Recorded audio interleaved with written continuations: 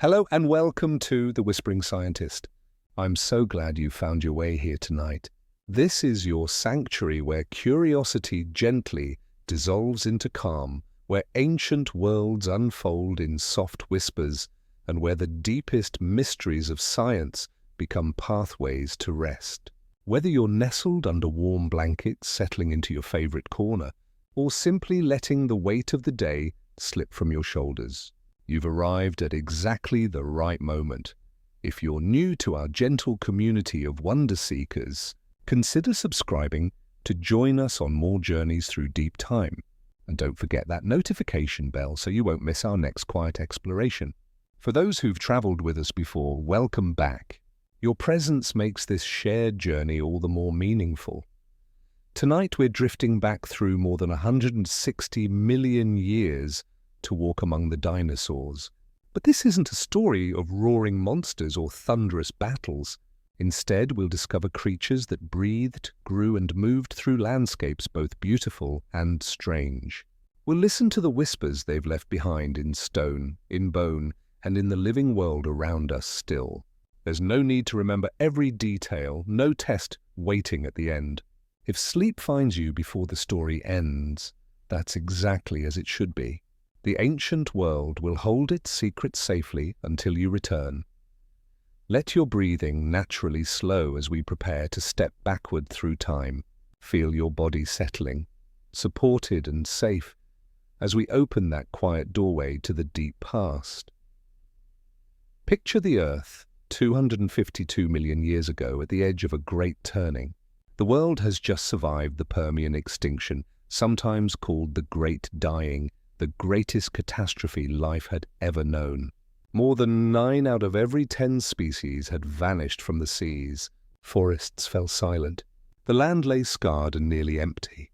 And then, very slowly, like the first pale light of dawn after the longest night, life began to stir again. In that fragile recovery, the Triassic period begins. All the continents are joined into a single vast landmass called Pangaea, a cracked, sun-baked puzzle stretching from pole to pole. Far from the moderating touch of the oceans, this immense interior burns under relentless heat by day and surrenders to surprising cold at night. Seasons swing between bone-dry droughts and sudden violent downpours that carve temporary rivers through red deserts and scattered oases. Breathe in and imagine heat shimmering off ancient stones. Breathe out and picture sparse vegetation clinging to riverbanks, tough and patient. This is not yet the lush kingdom of giants we often envision. Instead, the Triassic world is a workshop of small survivors, a place where life experiments with new ideas, testing what works and what doesn't in a world still finding its balance. Into this recovering landscape step the earliest ancestors of the dinosaurs. They are not the towering titans that will one day shake the earth with their footsteps.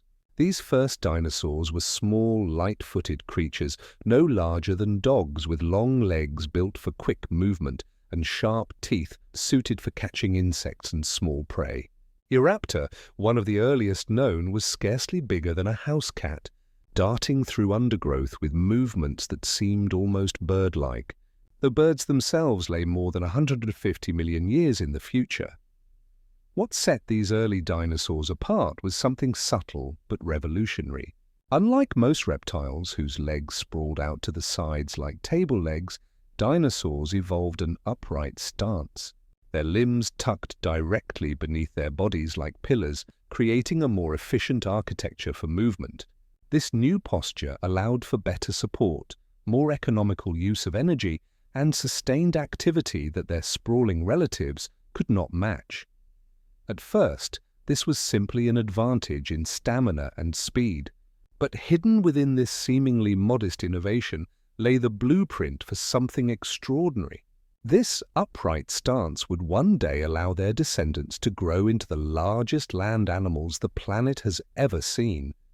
These early dinosaurs shared their world with formidable competitors, especially the archosaurs that would later give rise to crocodiles.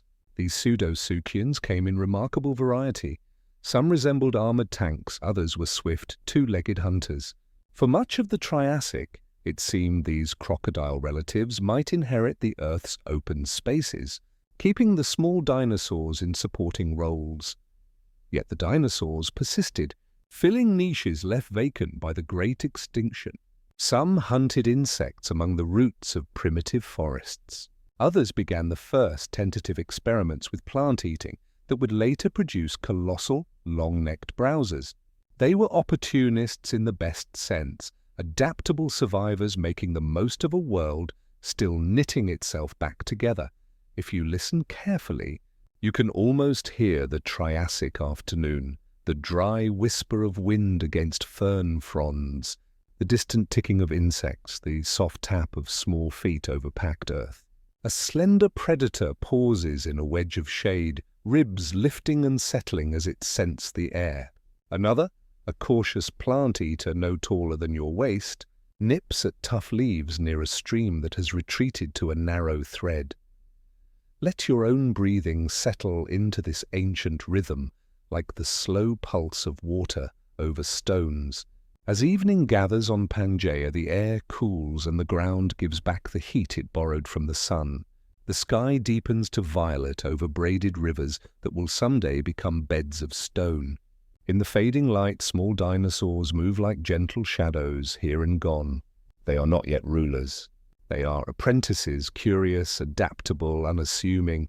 Somewhere in the scrub, a tiny hunter tucks itself close to a root, content with its place in the vast pattern.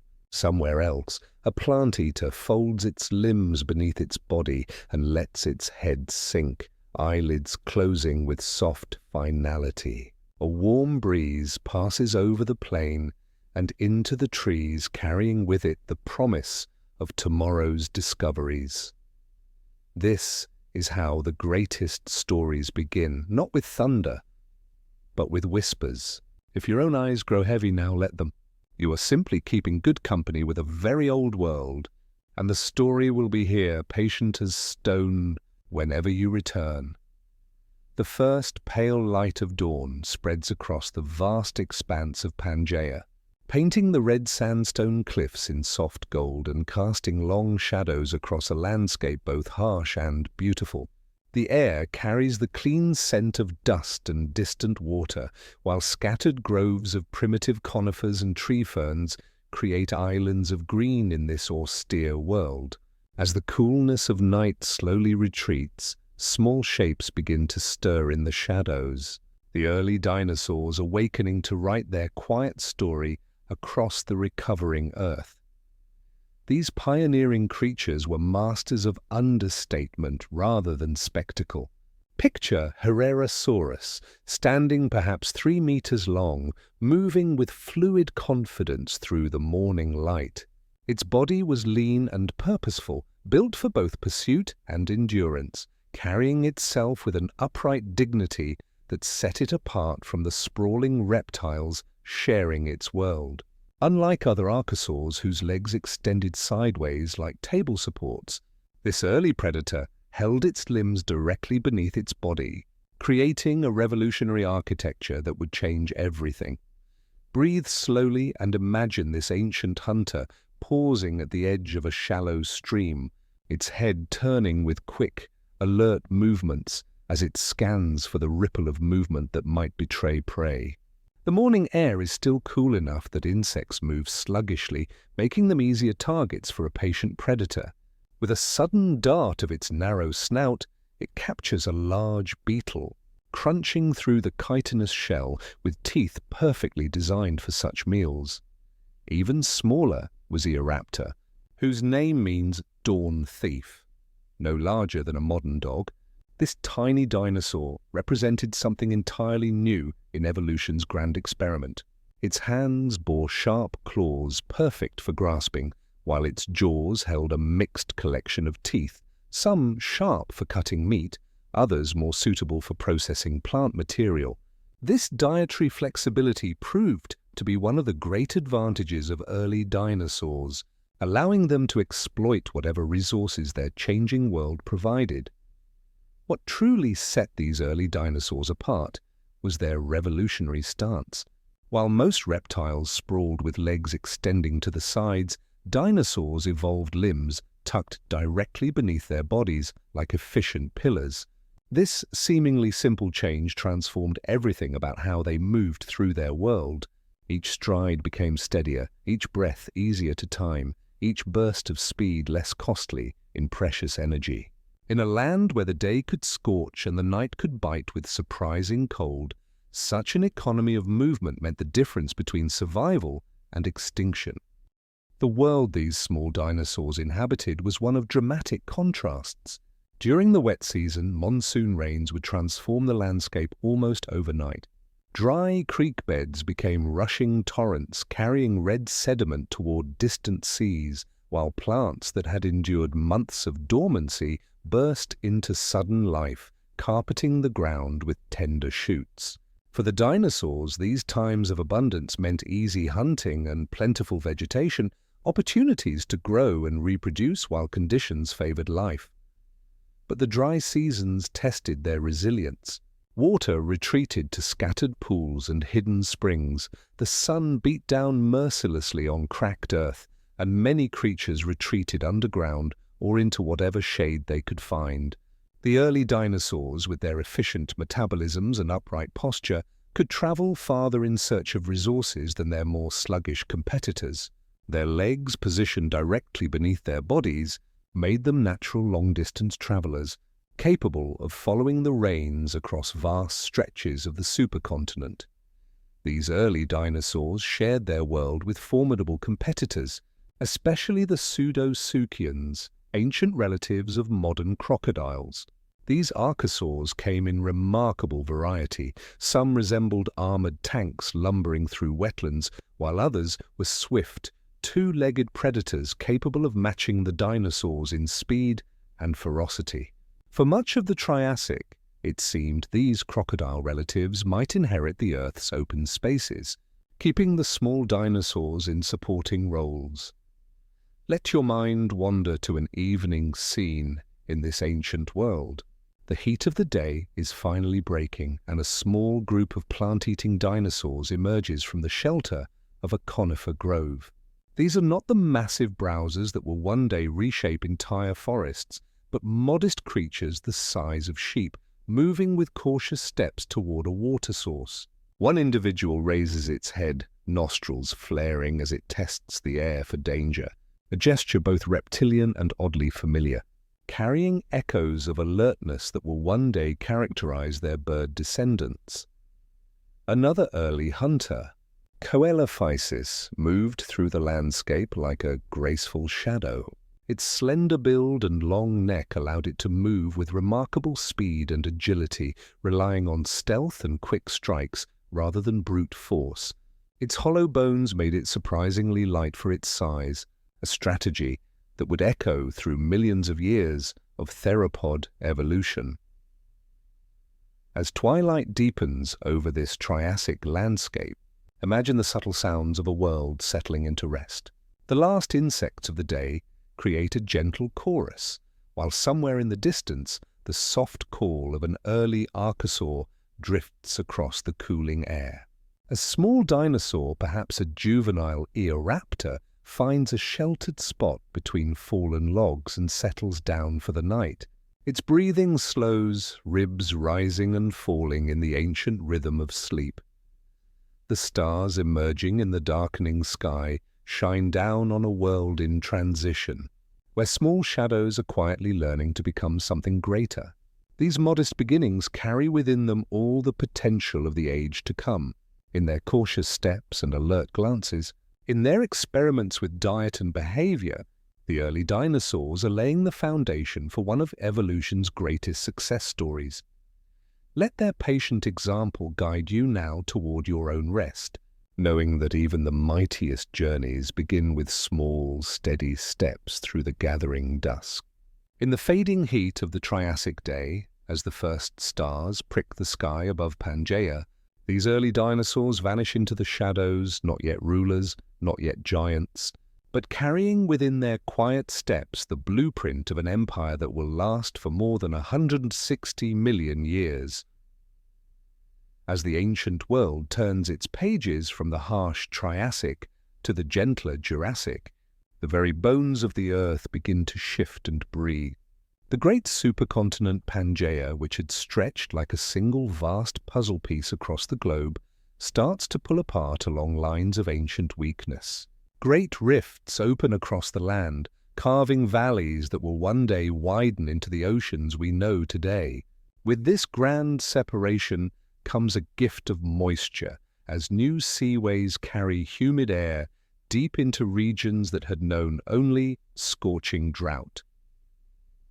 Breathe in slowly and imagine the transformation. Where once there had been endless red deserts and scattered oases, now belts of green spread like a slow tide across the awakening continents. The climate grows gentler, more generous, and the world prepares to build its first great cathedral of living wood and leaves. This is the birth of the Jurassic forests, towering sanctuaries of conifers that stretch their resinous branches toward the sky, some reaching heights that dwarf modern redwoods. Beneath them, cycads spread their stiff, palm-like crowns in scattered groves, while carpets of ferns unfurl in every shade of green imaginable. Ginkgo trees, with their distinctive fan-shaped leaves, stand like ancient sentinels, their resilience a quiet promise to the ages. The air is heavy with humidity and rich with the scent of damp earth, resin, and growing things. Morning mist clings low between the massive trunks, drifting like gentle spirits and softening the edges of this verdant landscape. The sound of water is everywhere, from the musical drip of condensation falling from high branches to the quiet babble of streams winding through the understory. To let your mind wander into these Jurassic forests is to enter a world both ancient and dreamlike, where every breath carries the promise of abundance. Into this green cathedral step, the sauropods, evolution's boldest experiment with size. These are no longer the modest creatures of the Triassic, but gentle giants whose very existence seems to challenge the laws of physics. Diplodocus stretches its impossibly long neck through the forest like a graceful crane, while Brachiosaurus towers above the canopy, its small head moving in slow, deliberate arcs as it strips leaves from branches 40 feet above the ground. The secret to their success lies hidden within their bones. Sauropod skeletons are honeycombed with air spaces connected to their respiratory systems, much like the bones of modern birds. This pneumatic architecture creates structures that are both incredibly strong and surprisingly light, allowing these creatures to grow to sizes that would be impossible for any solid-boned animal. Their vertebrae, though enormous, are filled with chambers that once pulsed with the rhythm of their breathing, making their necks manageable lifting beams rather than crushing weights. Let your own breathing slow as you picture a herd of these magnificent creatures moving through the dappled light. Their footsteps, though enormous, fall with surprising gentleness, each foot cushioned by thick pads that distribute their weight across the soft forest floor.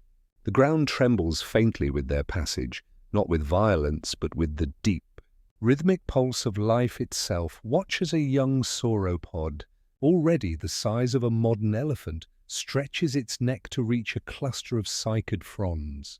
Its movements are unhurried, almost meditative, as it methodically strips the tough leaves and begins the long process of digestion that will turn this fibrous material into the energy needed for continued growth. These giants could feed continuously, turning treetops into vast buffet tables, reaching resources no other creature could access. The forest echoes with sounds both familiar and strange. Early birds drift down from the canopy, though these are not yet the melodious songsters of modern times, but simpler voices from creatures still experimenting with flight. Archaeopteryx glides between the trees on feathered wings, its long, bony tail streaming behind it like a banner from an ancient world, offering a preview of the aerial mastery that lies ahead. Smaller theropods, adorned with simple feathers for warmth and display, flit through the understory like living jewels. Their plumage catches the filtered sunlight in subtle hues, earth tones and soft gloss that blend perfectly with the forest's natural palette. These early experiments with feathers are quietly rehearsing the origins of flight, though true powered soaring still lies in the future. As evening approaches, the light filtering through the canopy takes on a golden quality that transforms the entire forest into something magical. Shafts of sunlight slant through the mist, illuminating clouds of tiny insects and creating columns of light that seem almost solid. A herd of sauropods moves slowly through this enchanted landscape, their silhouettes backlit against the warm glow, necks swaying in gentle rhythm as they continue their endless task of turning plants into the energy of life.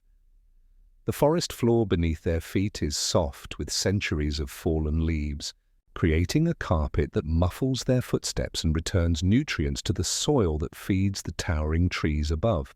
This is a world in perfect balance, where giants shape their environment even as it shapes them, where every fallen branch becomes soil for new growth as twilight deepens. Imagine yourself resting against the massive trunk of a conifer, its bark rough but reassuring. Far above, the gentle giants continue their slow procession through the green cathedral they call home. The sound of their breathing mingles with the whisper of wind through leaves, creating a lullaby that has echoed through these forests for millions of years. Let the peace of this ancient sanctuary settle around you, now like a warm blanket. In this world of endless green and gentle giants, time moves at the pace of growing trees and patient herbivores, reminding us that some of life's greatest achievements come not from haste, but from the quiet persistence of reaching toward the light. As you settle deeper into comfort, notice the gentle rhythm of your own breathing, that quiet tide of air flowing in and out without effort or thought. This simple act connects you across deep time to the giants who once walked the earth, for breath was the secret that allowed dinosaurs to grow beyond all earthly limits and move with grace through their ancient world, deep within those towering bodies that wandered Jurassic forests and Cretaceous plains. Air moved through systems both elegant and revolutionary. To understand dinosaurs from the inside is to discover that their greatest marvels were hidden, carried within bones that seemed solid but were actually filled with breath itself. Picture the skeleton of a sauropod not as a heavy framework of stone, but as a living cathedral built from air and bone. Many dinosaurs possessed pneumatic bones, structures honeycombed with chambers and passages that once housed air sacs connected directly to their lungs. When you see those massive vertebrae in a museum, imagine them not as crushing weights but as hollow bridges, each one filled with the same air that kept these giants alive. These air-filled spaces were evolution's solution to an impossible problem: how to build a neck that could reach 40 feet into the canopy without collapsing under its own weight. Each vertebra was like an intricate piece of architecture, with strength carefully placed where forces ran and lightness preserved where weight could be spared. A neck that might have been unbearably heavy became a graceful crane, able to sweep across treetops with surprising ease. Breathe slowly now, and imagine air entering the nostrils of a young sauropod in the dappled morning light. Unlike your breath, which flows in and then back out through the same passages, this air begins a one-way journey through a system that never stops moving. Fresh, oxygen-rich air flows continuously through the lungs like water through a stream, while stale air is swept away through separate channels. This unidirectional flow means that with every breath, oxygen reaches the tissues more efficiently than any mammal could achieve. Connected to these lungs, Air sacs extend throughout the body, reaching into the hollow spaces within bones, creating a living network of breathing chambers. When our sauropod takes a step, air flows through its very skeleton, cooling the body from within and making those pillar-like legs surprisingly light. Each breath sends fresh air flowing through bone chambers, a gentle circulation that supports bodies larger than any land animal before or since. This remarkable system powered growth rates that seem almost magical when preserved in fossil bone. Paleontologists slice paper-thin sections of ancient bone and examine them under microscopes, reading growth rings like the pages of an ancient diary. These rings reveal periods of explosive growth, especially in youth, when some dinosaurs grew from hatchlings small enough to hold in your hands to multi-ton adults in just a few decades.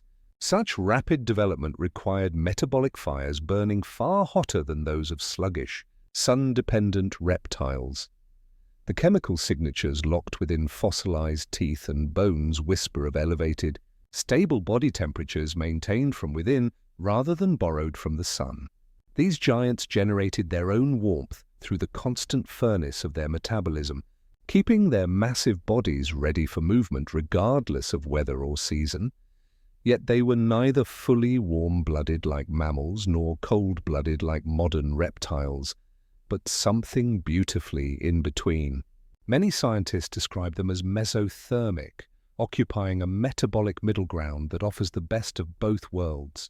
They could sustain higher activity than typical reptiles while avoiding the enormous energy costs of mammalian warm-bloodedness.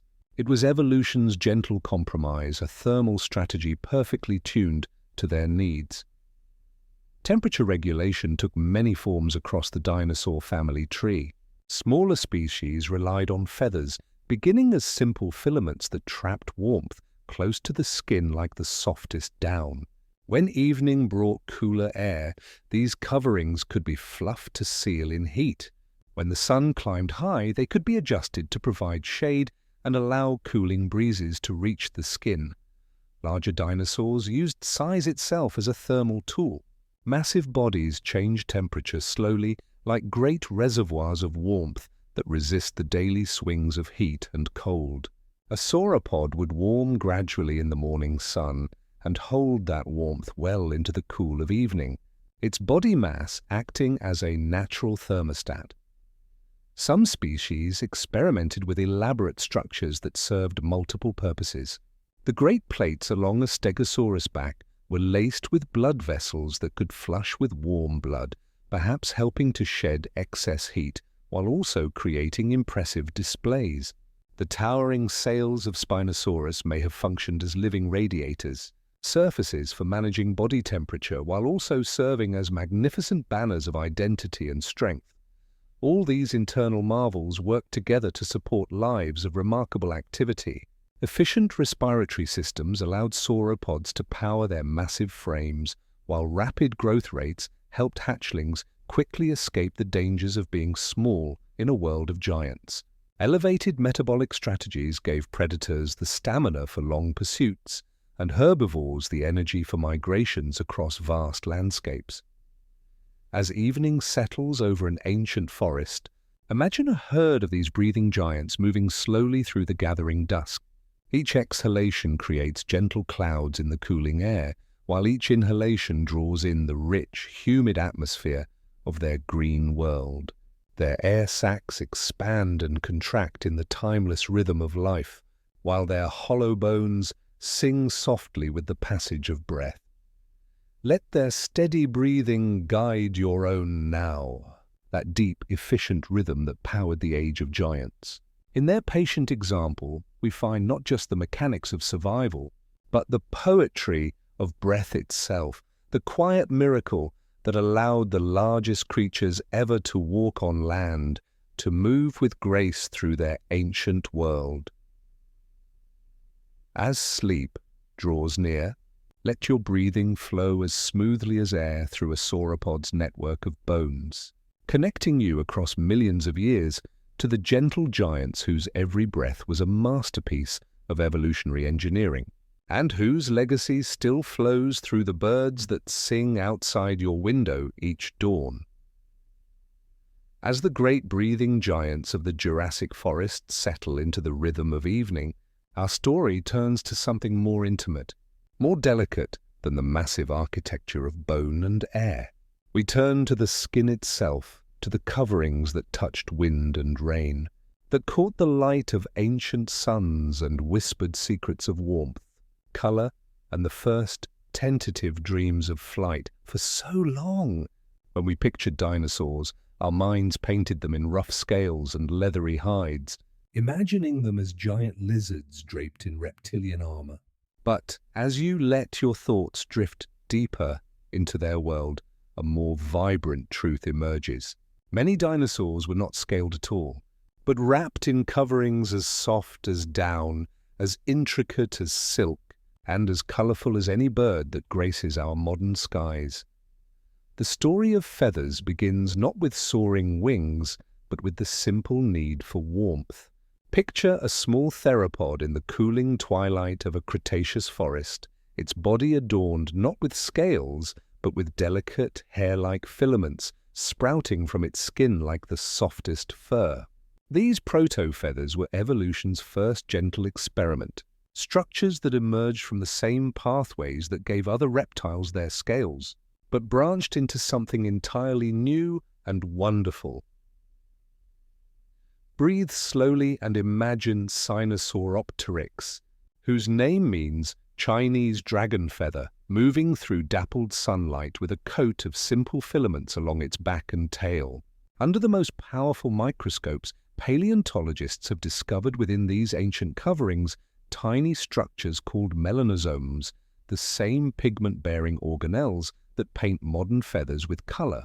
From these microscopic time capsules, scientists have reconstructed a creature striped in warm russet and cream, its tail banded like a raccoon's, a living brushstroke moving through prehistoric forests. As millions of years passed like slow breaths, these simple filaments grew more complex. Single strands branched into structures with central shafts and radiating barbs, creating the basic architecture we recognize in birds today.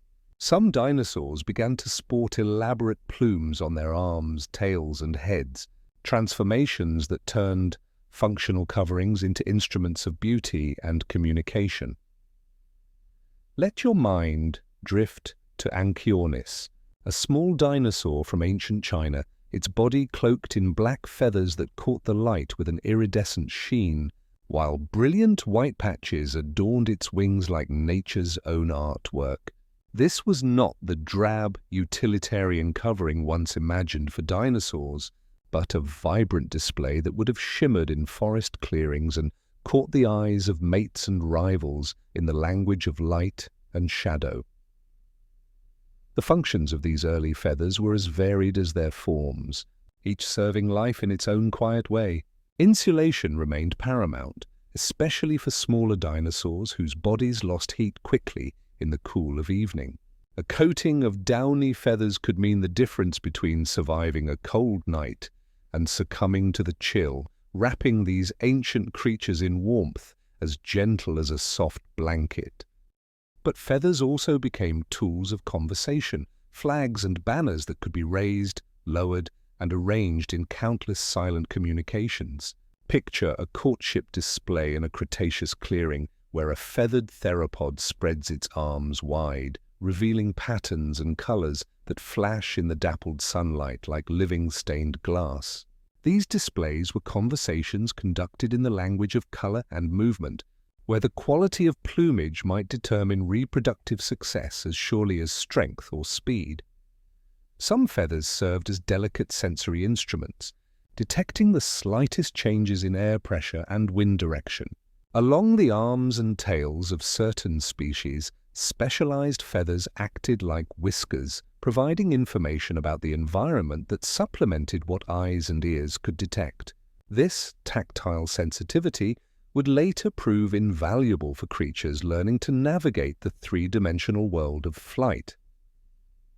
In the gathering dusk of an ancient evening, imagine one of these feathered dinosaurs settling on a fallen log, its movements careful and deliberate.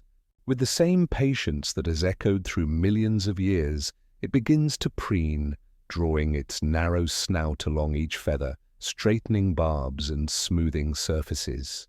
Dust flickers away like tiny sparks in the fading light. If you've ever watched a sparrow under a garden hedge in the evening, you have witnessed this exact choreography, this ritual of care that connects the deep past to the present moment. The transition from ground-dwelling display to aerial mastery was gradual, written in stone as a series of gentle experiments with form and function.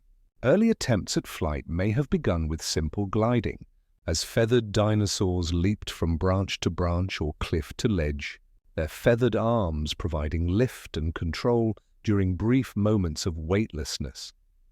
Archaeopteryx represents one of the most beautiful chapters in this story, a creature caught gracefully between two worlds. With its feathered wings and long, bony tail, it possessed the tools for flight while retaining the teeth and claws of its theropod ancestors. Its flight feathers show the same intricate structure as those of modern birds, with interlocking barbules that create smooth, efficient surfaces for catching and shaping the air. Yet Archaeopteryx was likely not a strong flyer by modern standards.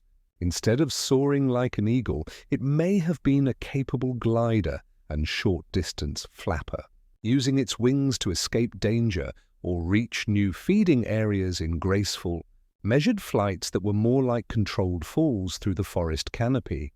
As evening light filters through ancient conifers, imagine these early experiments with flight taking place in the gathering darkness.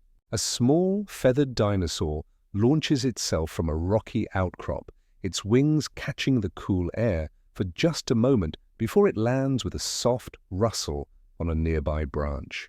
Another glides down from a tree trunk, its feathered tail spread like a fan for stability and control. Each movement a quiet rehearsal for the mastery that lies ahead. Each generation of feathered dinosaurs carried these experiments a little further, some lineages becoming more terrestrial, while others committed increasingly to life in the air. The survivors of this aerial revolution would eventually become the birds we know today, carrying forward the legacy of their feathered ancestors in every song and soaring flight. Let your thoughts drift now like down feathers on a gentle breeze, soft and weightless. Picture these ancient creatures settling for the night, their feathers fluffed against the cooling air, colors muted in the twilight but still beautiful in their quiet functionality. Some tuck their heads beneath feathered arms in gestures that echo through time to the sleeping birds outside your window.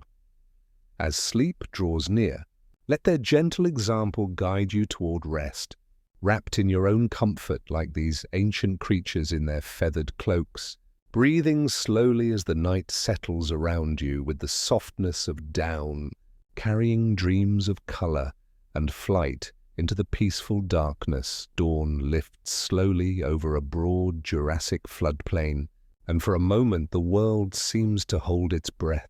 Low mist clings to braided channels of water.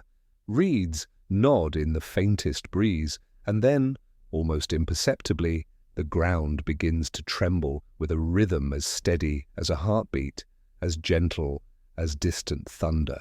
These are not the violent tremors of earthquakes or storms, but something far more wondrous, the footsteps of the walking mountains, the sauropods, whose very existence seems to bend the laws of physics into poetry. Out of the soft gold of morning, these giants emerge, their silhouettes vast and serene, moving with a steadiness that feels older than the hills around them.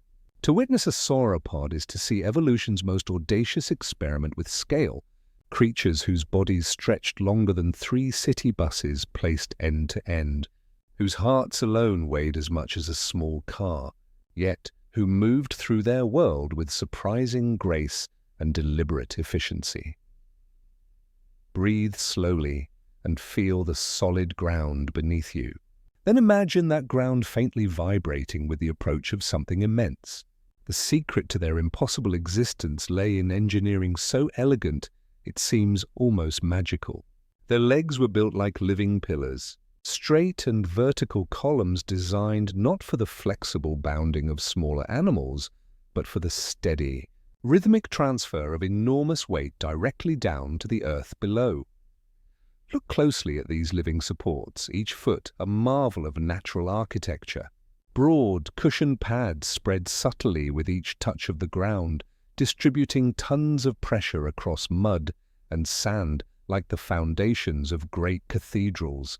The feet leave round impressions at the back and crescent marks at the front where claws kiss the earth, signatures recognized in trackways that cross ancient riverbeds for mile after mile. Each print whispers a quiet promise. Even the heaviest bodies can move with gentleness. When they walk, the pattern is a four-beat conversation with the ground, left and right, fore and hind, each footfall placed with unhurried certainty. Despite their size, their gait creates a hypnotic rhythm, steady as waves against a shore, a walking meditation that speaks of patience beyond human understanding. Trackways show that some species kept a narrower path, while others strode with a wider gauge.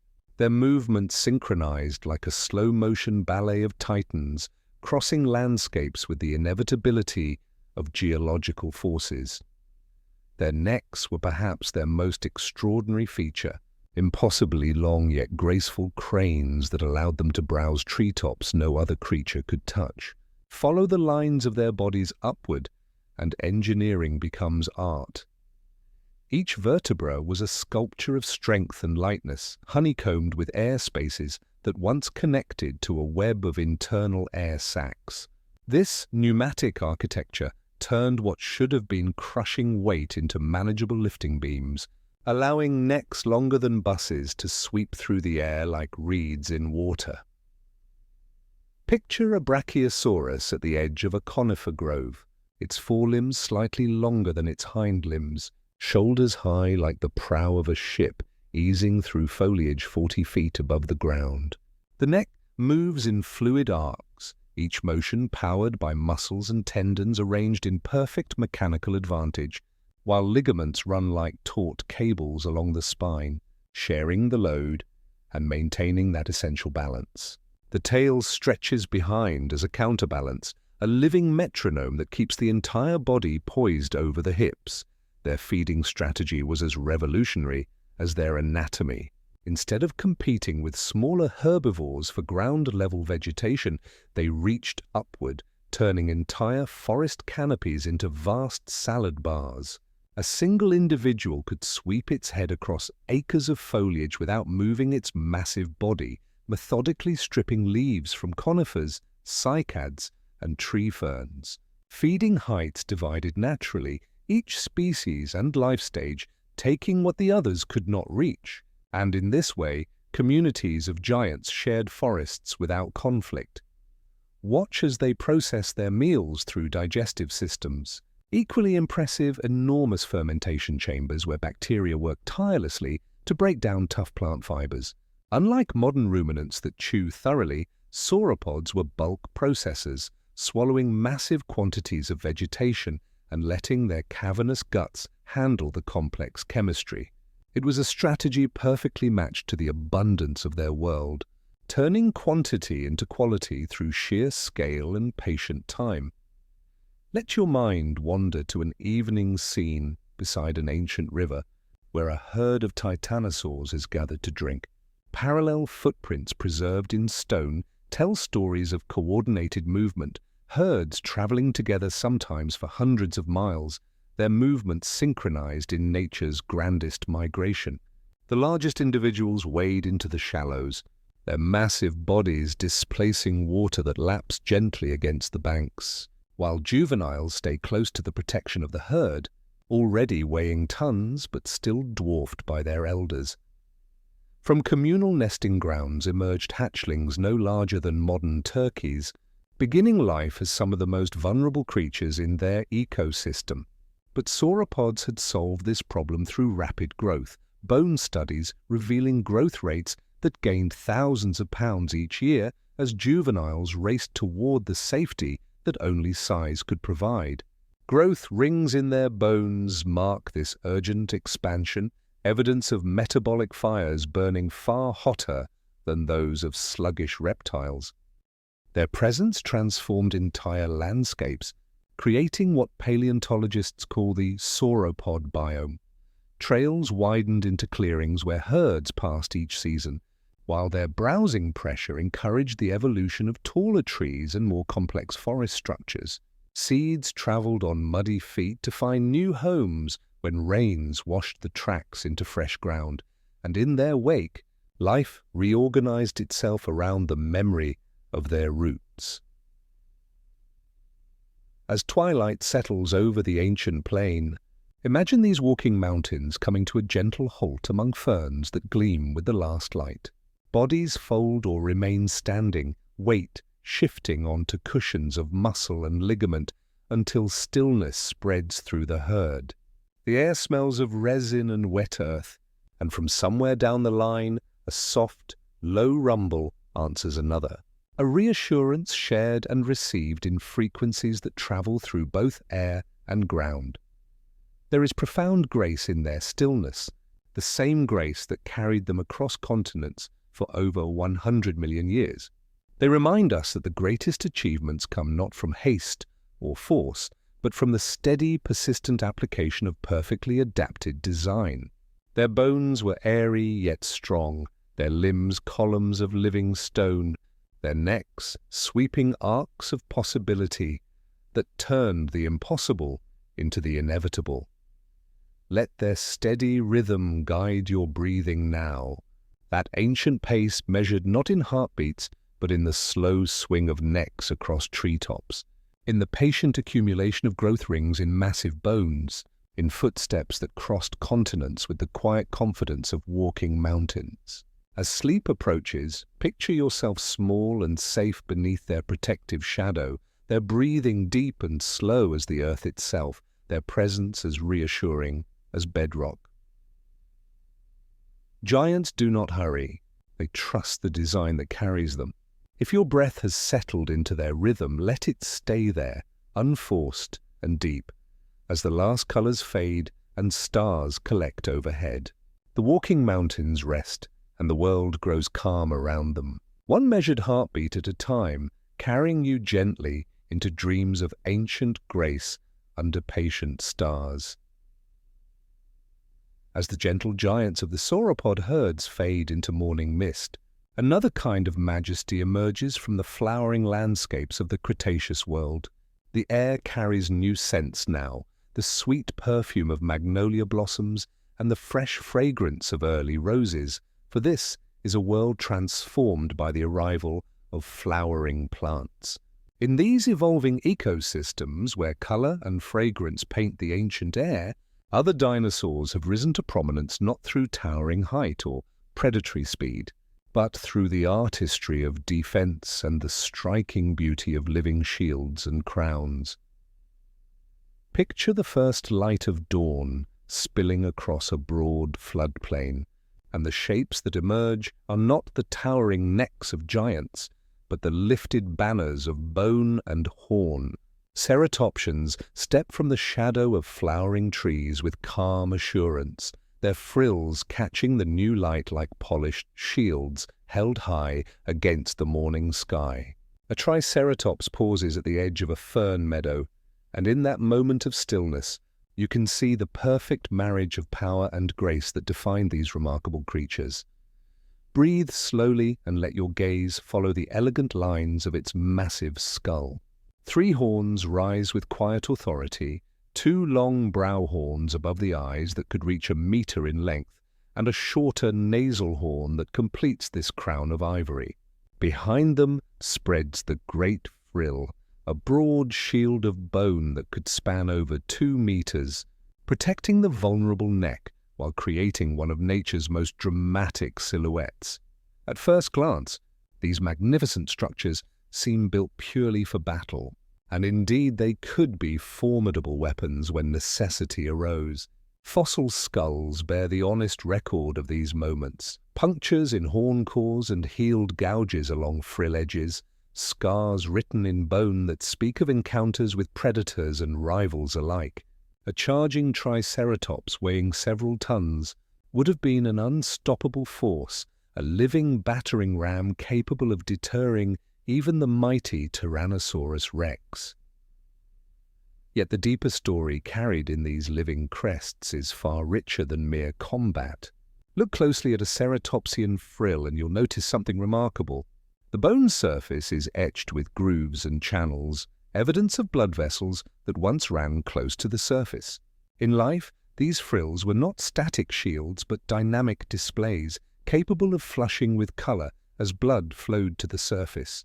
Imagine a confrontation between rivals, their frills suddenly blazing with crimson or deep blue, transforming pale bone into vibrant warnings or invitations. Nature's own stained glass windows brought to life in moments of high emotion. The extraordinary diversity of ceratopsian headgear tells an even more fascinating story. Styracosaurus wore a crown of long spikes radiating from its frill like the rays of a thorny sun, while Pentaceratops displayed perhaps the most elaborate headgear of all, its frill encompassing nearly half the length of its entire body. Chasmosaurus carried elegant fenestrations, large openings in its frill that reduced weight while creating dramatic silhouettes against the sky. These variations were not random decorations but species-specific signatures, visual calling cards that allowed individuals to recognize their own kind across the vast plains they called home. Their horns served as tools of negotiation as much as weapons. Many ceratopsian skulls show signs of healed injuries from horn-to-horn combat, evidence of ritualized battles more akin to the sparring of modern bighorn sheep than deadly encounters. These contests helped establish hierarchies and settle disputes, the quality of horns and frills determining social status as surely as strength or speed. As you let your breathing settle into the ancient rhythm of this world, picture a herd of ceratopsians moving slowly across a plain dotted with flowering plants. Their frills rise like colorful banners in the golden light, while pollen drifts through the air like nature's own confetti, adding to the visual richness of this transformed landscape. If ceratopsians were the ornate knights of the Cretaceous world, then ankylosaurs were its living fortresses, creatures so thoroughly armored they resembled walking castles more than animals. Picture Ankylosaurus moving through a forest clearing at twilight, its back covered in a mosaic of bony plates called osteoderms, each one embedded in the skin and arranged in intricate patterns that speak of evolution's aesthetic sense as much as its practical demands. These plates were not uniform but varied in size and shape, creating armor as complex as medieval chainmail. Larger plates protected vital areas while smaller ones allowed flexibility at joints and moving parts. Some species carried spikes along their sides, transforming their flanks into arrays of defensive points, while others developed specialized armor for their heads, with certain species evolving bony eyelids to protect even their most vulnerable sensory organs. Perhaps most impressive of all was the tail club carried by many ankylosaur species, a massive weight of fused bone at the end of a muscular tail that could swing with devastating force. Computer models suggest these clubs, often weighing over 100 pounds, could break the bones of attacking predators with a single well-aimed strike, turning the tail from a mere appendage into a formidable weapon of last resort. Let your mind drift to a peaceful scene beside a Cretaceous river, where these armored herbivores have gathered to drink and rest. Ankylosaurs wade into the shallows, their armor gleaming wetly as water runs off the polished surfaces of their osteoderms, while nearby ceratopsians move slowly along the bank, their frills catching the dappled light that filters through the canopy of flowering trees above. Evidence suggests both groups lived in herds, finding safety and social connection in numbers. Bone beds containing multiple individuals paint pictures of communities that lived, traveled, and perhaps died together. The sight of dozens of ceratopsians moving across an open plain, their frills creating a forest of colorful banners, or a group of ankylosaurs foraging together, their armored backs gleaming like a field of living shields, must have been among the most spectacular sights the ancient world had to offer. Growth studies reveal that these ornaments and armor changed with age, much like antlers in modern deer. Juvenile ceratopsians sported small, simple frills that grew more elaborate with maturity, while young ankylosaurs displayed basic plate patterns that became more complex and heavily armored over time. This gradual development suggests that full adult ornamentation served as a signal of readiness for reproduction and social responsibility. As evening settles over this armored landscape, imagine these magnificent creatures preparing for rest. Ceratopsians lower their great heads, the weight of their frills supported by powerful neck muscles evolved specifically for this purpose, while ankylosaurs fold their legs beneath their armored bodies, becoming living boulders scattered across the forest floor. The last light of day catches the edges of frills and the curves of armor, creating a gentle gleam that speaks of beauty found in strength, of grace discovered in the perfect marriage of form and function. Their legacy reminds us that survival can take many forms, that evolution's solutions to life's challenges are as varied as they are ingenious. In their shields and crowns, their clubs and spikes, we see not just the tools of defense, but the artistry of life itself, forever finding new ways to combine beauty with purpose, strength with elegance. Let their patient example guide you now toward rest, protected and peaceful, in the knowledge that sometimes the greatest strength lies not in aggression, but in the quiet confidence of being well defended. As sleep draws near, picture these ancient guardians standing watch over the peaceful night, their shields and crowns catching starlight like scattered jewels, their presence as reassuring as castle walls, as gentle as the breathing of armored giants settling into dreams beneath the patient stars. As the crowned defenders and armored guardians of the Cretaceous plains settle into their evening rest, our journey carries us to a different realm entirely, where the air grows thick with moisture and the scent of abundant life. Here, vast wetlands stretch toward distant horizons, their channels winding between islands of flowering vegetation, while the last light of day creates golden mirrors in countless pools and streams. This is the domain of the hadrosaurs, the duck-billed giants whose gentle presence transformed these ancient marshlands into something the world had rarely known before. Landscapes filled with song. Picture the scene as twilight deepens over this watery paradise. Reeds whisper their secrets to the evening breeze, their soft conversations mixing with the gentle lap of water against muddy banks, while insects stitch a delicate hum above the still surface. Then, from somewhere beyond the willow shadows, a sound begins to build that seems to emerge from the very soul of the wetlands themselves. It starts as a low rumble, deep and resonant, rolling across the marshes like distant thunder, but warmer somehow, more alive, carrying within it an ancient sense of community that speaks to something timeless in the heart. Breathe slowly as a herd of these magnificent creatures steps into view through the gathering dusk. Their broad, flat beaks work steadily as they move, cropping reeds and flowering stems with the mechanical precision of nature's own harvesters. These are not the towering browsers that reached into forest canopies, but the master processors of wetland abundance, creatures whose innovation lay hidden behind those distinctive, duck-like bills. Within each hadrosaur jaw lay their quiet miracle, dental batteries, hundreds of tightly packed teeth arranged in columns that replaced themselves continuously as they wore down. Each chew became a rolling grind, a patient mill that could turn the toughest plant fibers into nourishment. Where other herbivores might nibble and move on, hadrosaurs could stand and work a mouthful, till even the most fibrous stems surrendered their nutrients. It was evolution's answer to the explosion of flowering plant diversity, turning the wetlands into vast salad bars that could sustain herds numbering in the thousands. Among them moved the crested musicians, and here the true magic of hadrosaur life reveals itself.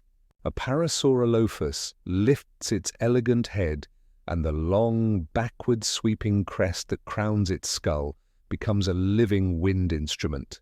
Within that graceful curve lie hollow passageways connected to the nasal cavity, creating a natural horn that transforms simple breath into complex, haunting music.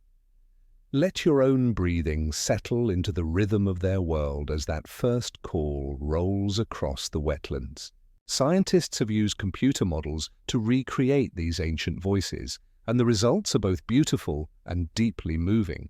The notes range from low, foghorn-like tones that could carry for miles to higher, more melodic calls suited for closer conversation. Each species possessed its own distinctive voice, determined by the unique shape and size of its crest, creating a symphony where Corythosaurus added bell-like notes while Lambeosaurus contributed its own harmonic to the evening chorus. These were not random sounds, but sophisticated communication networks that bound vast communities together. In wetlands where dense vegetation could hide individuals only meters apart, sound became the thread that wove herds into cohesive societies.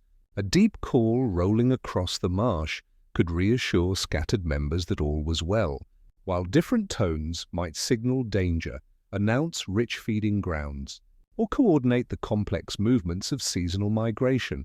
Their social lives are written in stone across vast nesting colonies that speak of cooperation rivaling modern seabirds.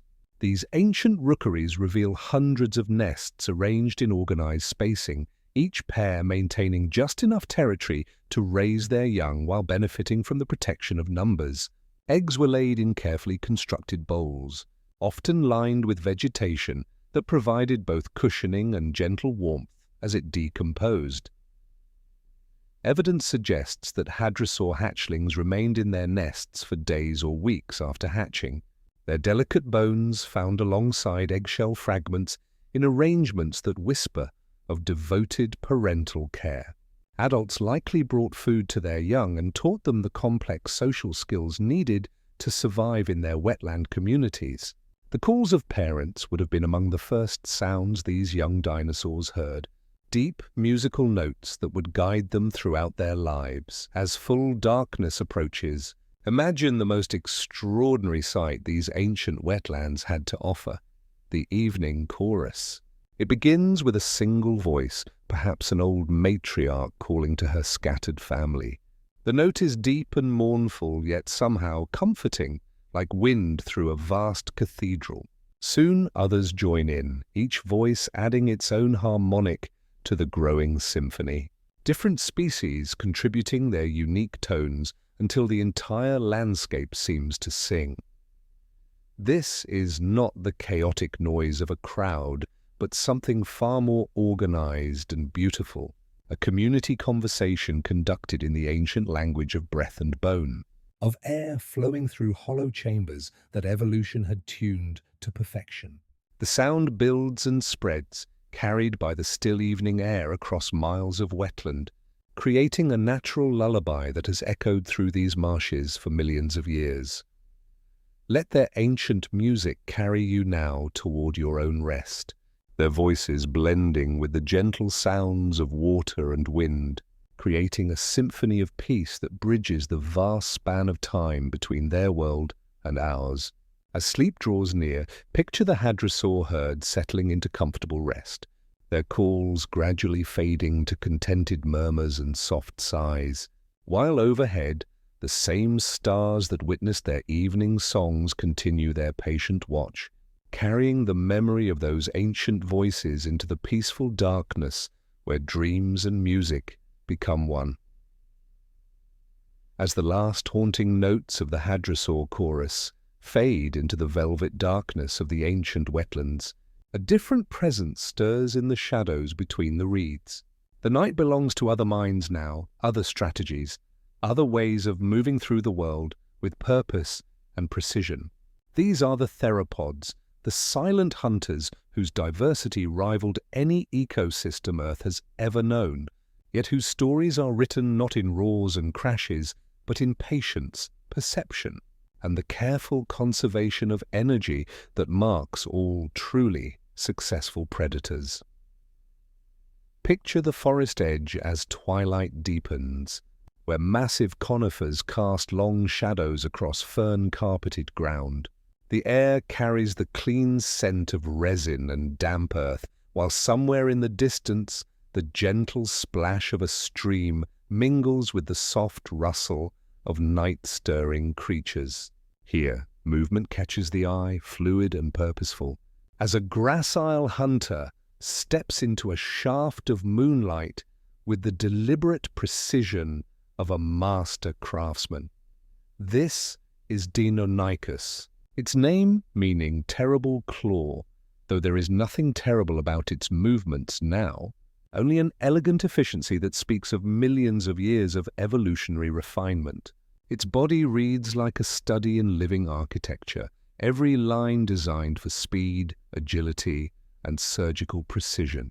Long legs built for swift pursuit support a lightweight frame, while forward-facing eyes provide the binocular vision essential for judging distances in the complex geometry of attack and retreat. Breathe slowly now, and let your own movements settle into the rhythm of this ancient patience. Watch as our hunter pauses at the water's edge, head tilting with the sharp attention of a modern hawk.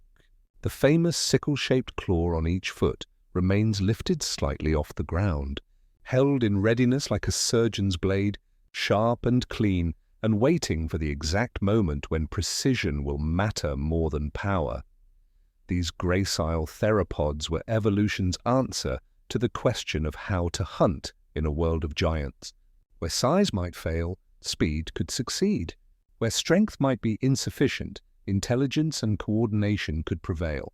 Their relatively large brains suggest cognitive abilities that went far beyond simple predation, hinting at problem-solving skills, memory, and perhaps even the capacity for learning and adapting their strategies to different prey and changing circumstances. Yet not all theropods chose the path of speed and stealth. In the deeper shadows of the forest, other strategies unfold with equal effectiveness, but entirely different philosophies.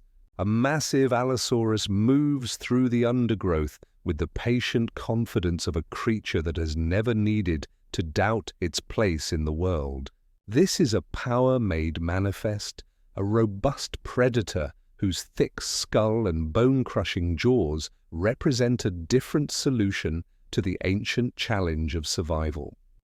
Where the smaller hunters were scalpels, these giants were hammers built for overwhelming force rather than surgical precision. Their massive heads could deliver bites capable of crushing bone, while their powerful necks and shoulders provided the leverage needed to bring down prey many times their own weight. Yet even these titans moved with surprising grace, their heavy footsteps placed with the deliberate care of creatures that understood the value of energy conservation. The sensory world of theropods was far richer than their fossil bones might initially suggest.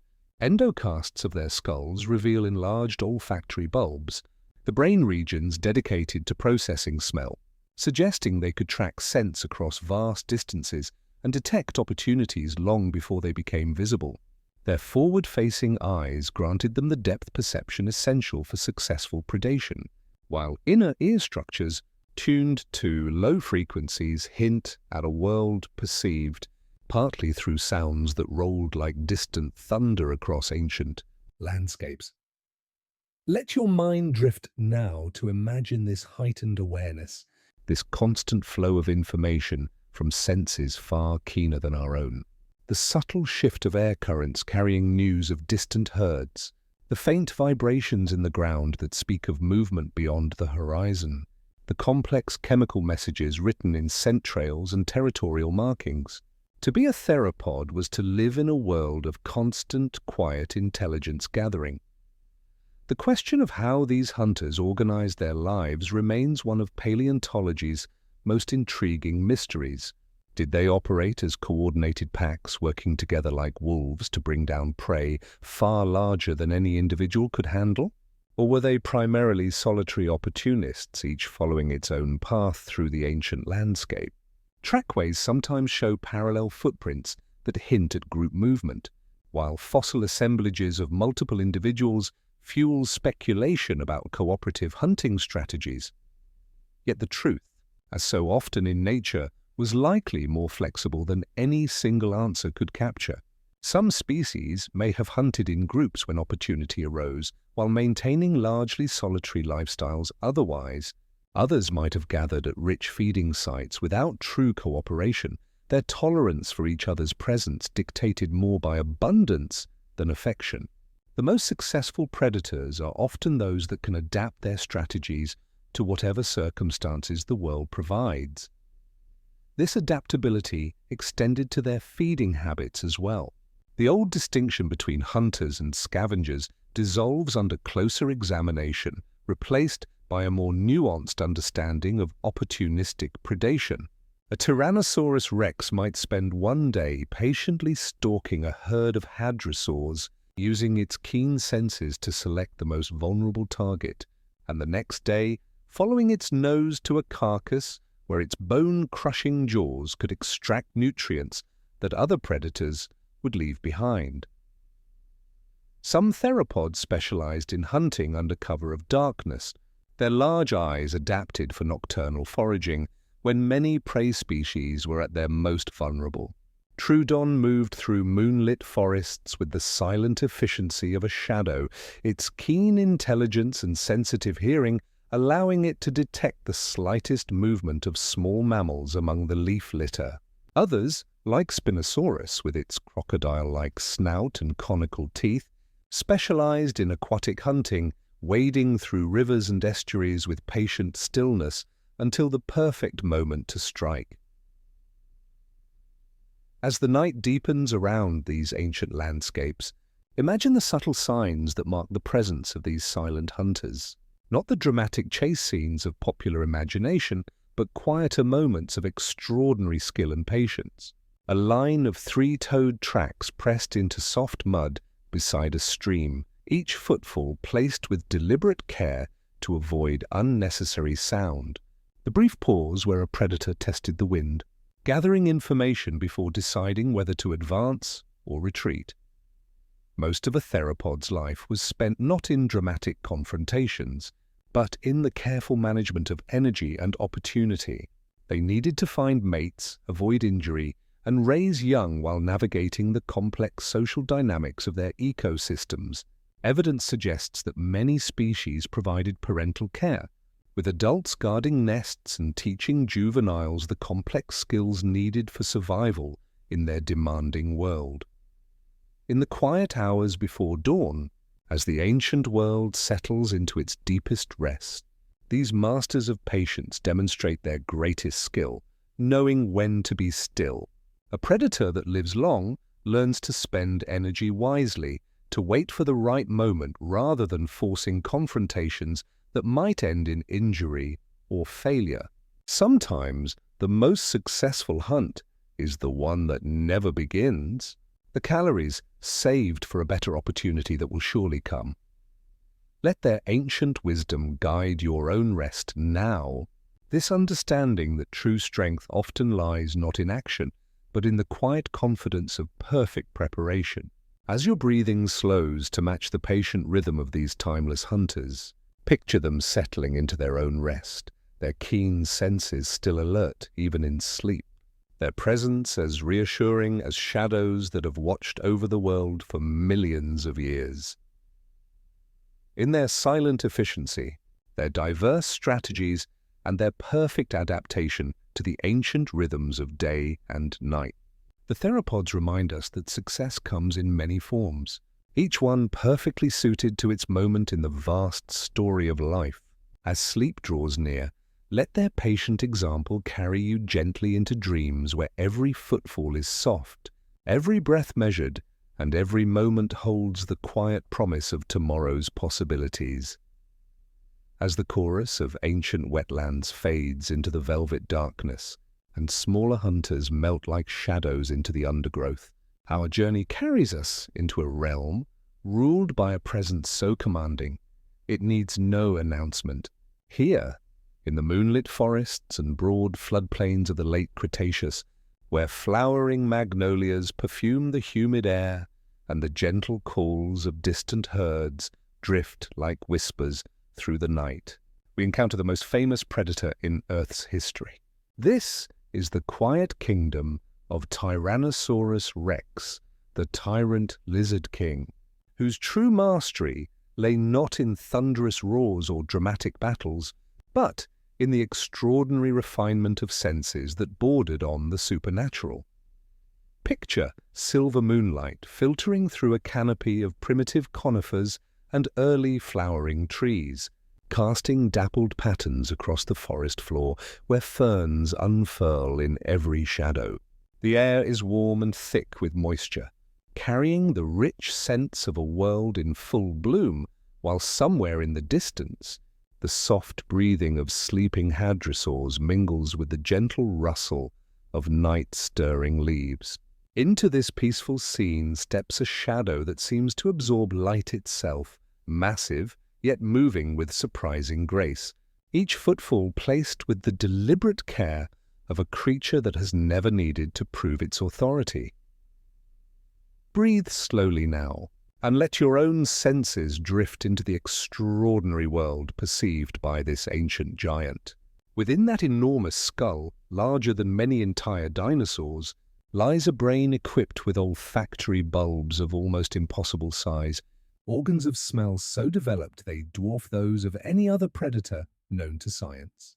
Imagine the wind as it carries invisible messages across vast distances with the clarity of written words. A carcass rotting 20 miles away becomes as obvious as a beacon, its chemical signature painting detailed pictures in the tyrant's mind. The fear scent of prey animals, the territorial markings of rivals, the complex chemical conversations of an entire ecosystem, all flow through those massive nasal passages to be decoded with extraordinary precision. The vision of Tyrannosaurus was equally remarkable, those forward-facing eyes providing binocular depth perception with an acuity that may have exceeded that of modern hawks.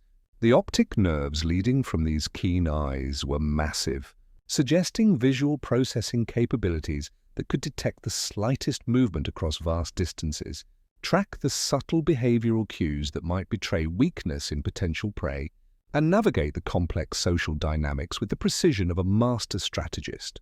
This was no half-blind giant stumbling through its world, but a creature that saw everything in vivid, three-dimensional detail. Let your mind settle into the patient rhythm of this apex predator as it pauses at the forest edge, that enormous head turning with surprising grace to scan the moonlit landscape beyond.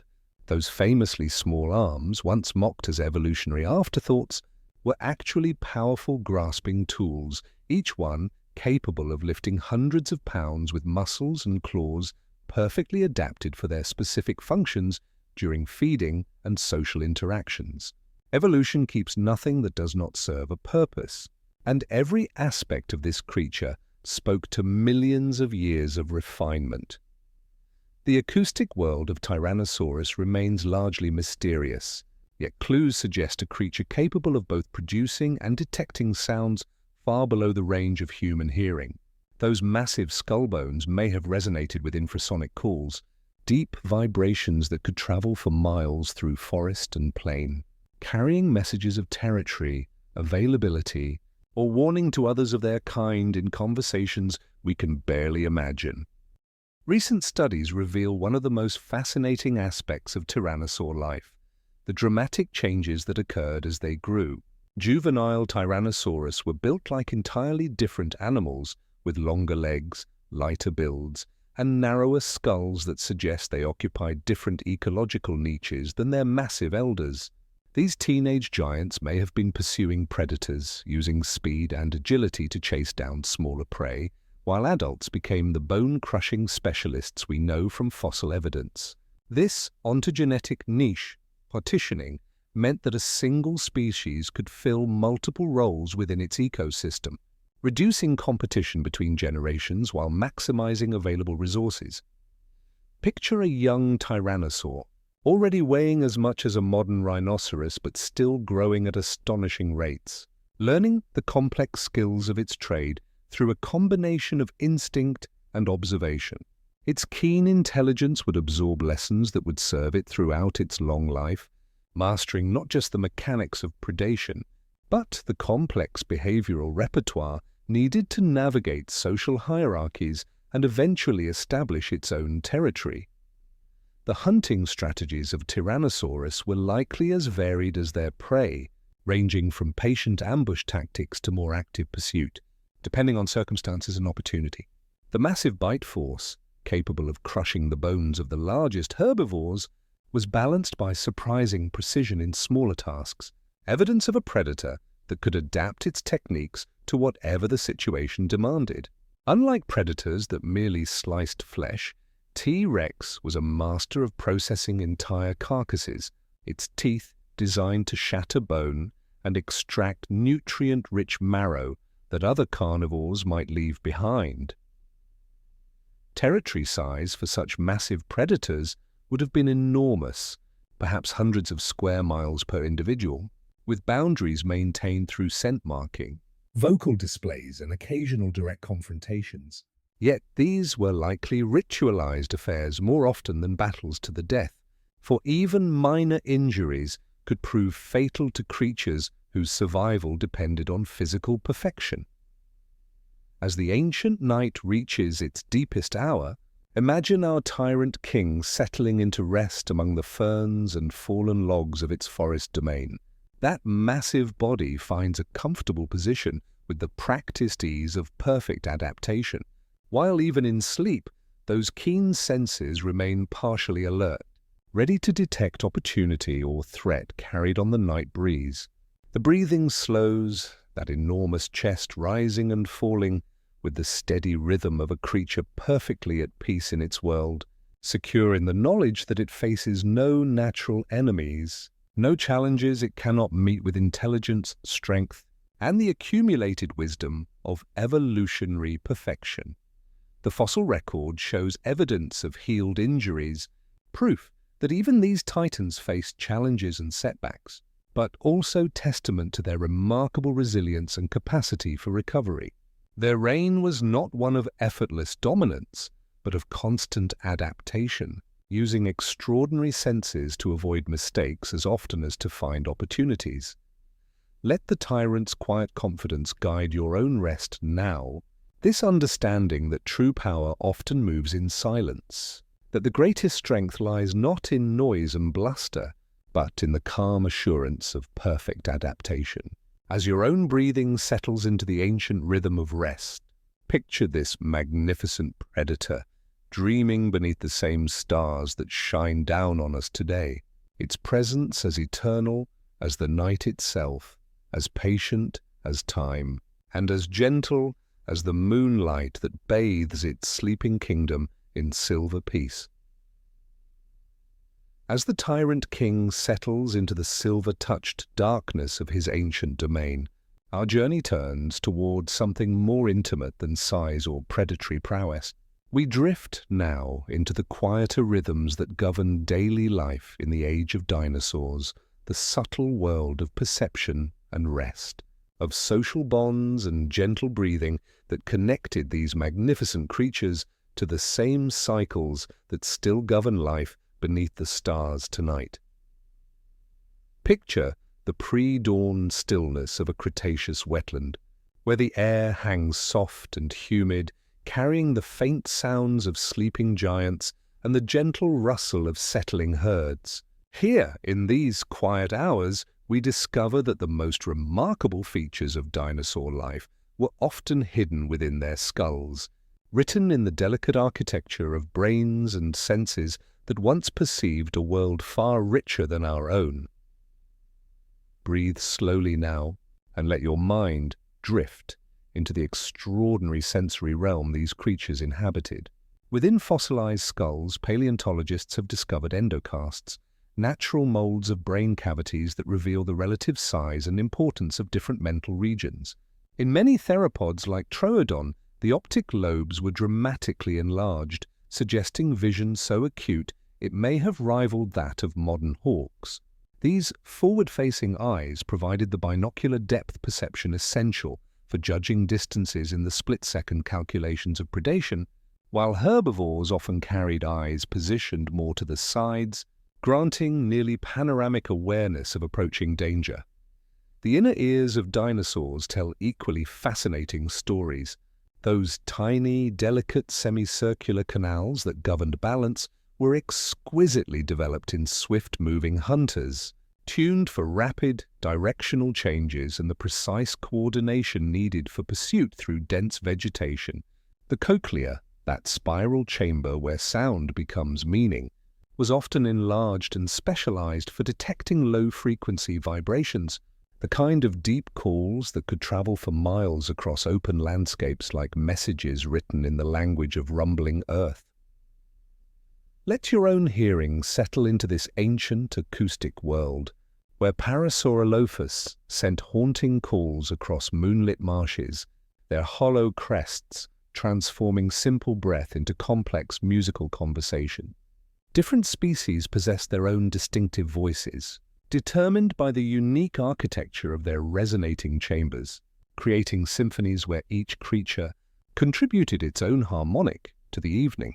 Chorus that bound communities together across vast distances. The sense of smell reached extraordinary refinement in many dinosaurs, particularly the great predators whose olfactory bulbs occupied enormous portions of their brain space.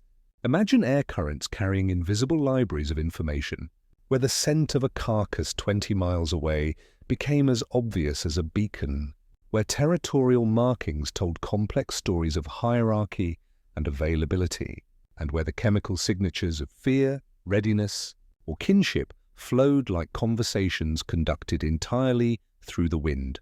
Touch. Two played roles we are only beginning to understand.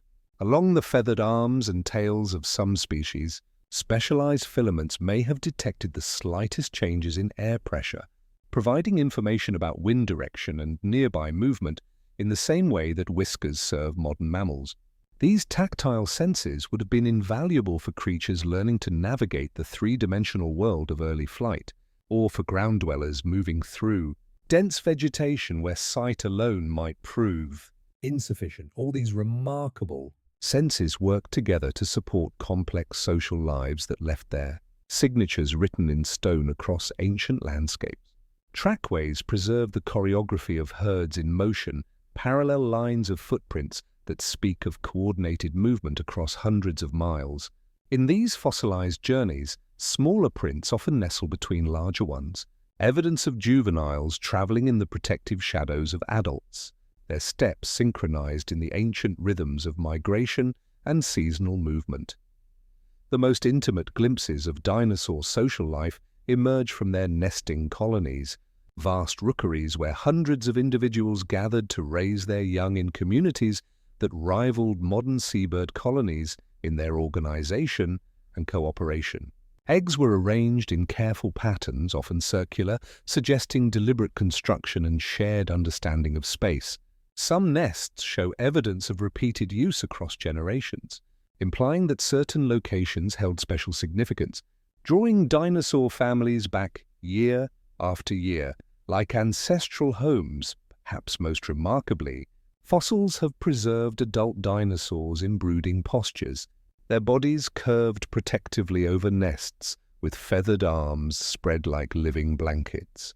These intimate moments frozen in stone reveal creatures capable of the same devoted parental care we see in modern birds, evidence of emotional bonds that transcended simple survival instincts. As evening settles over these ancient communities, imagine the daily rhythms that govern their lives.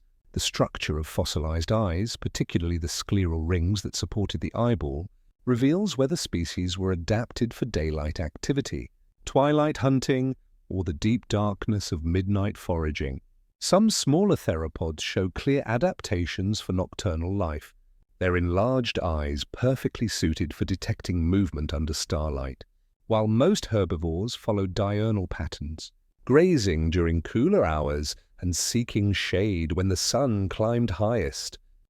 The question of how dinosaurs slept has long fascinated scientists, and the answers prove as varied as the creatures themselves.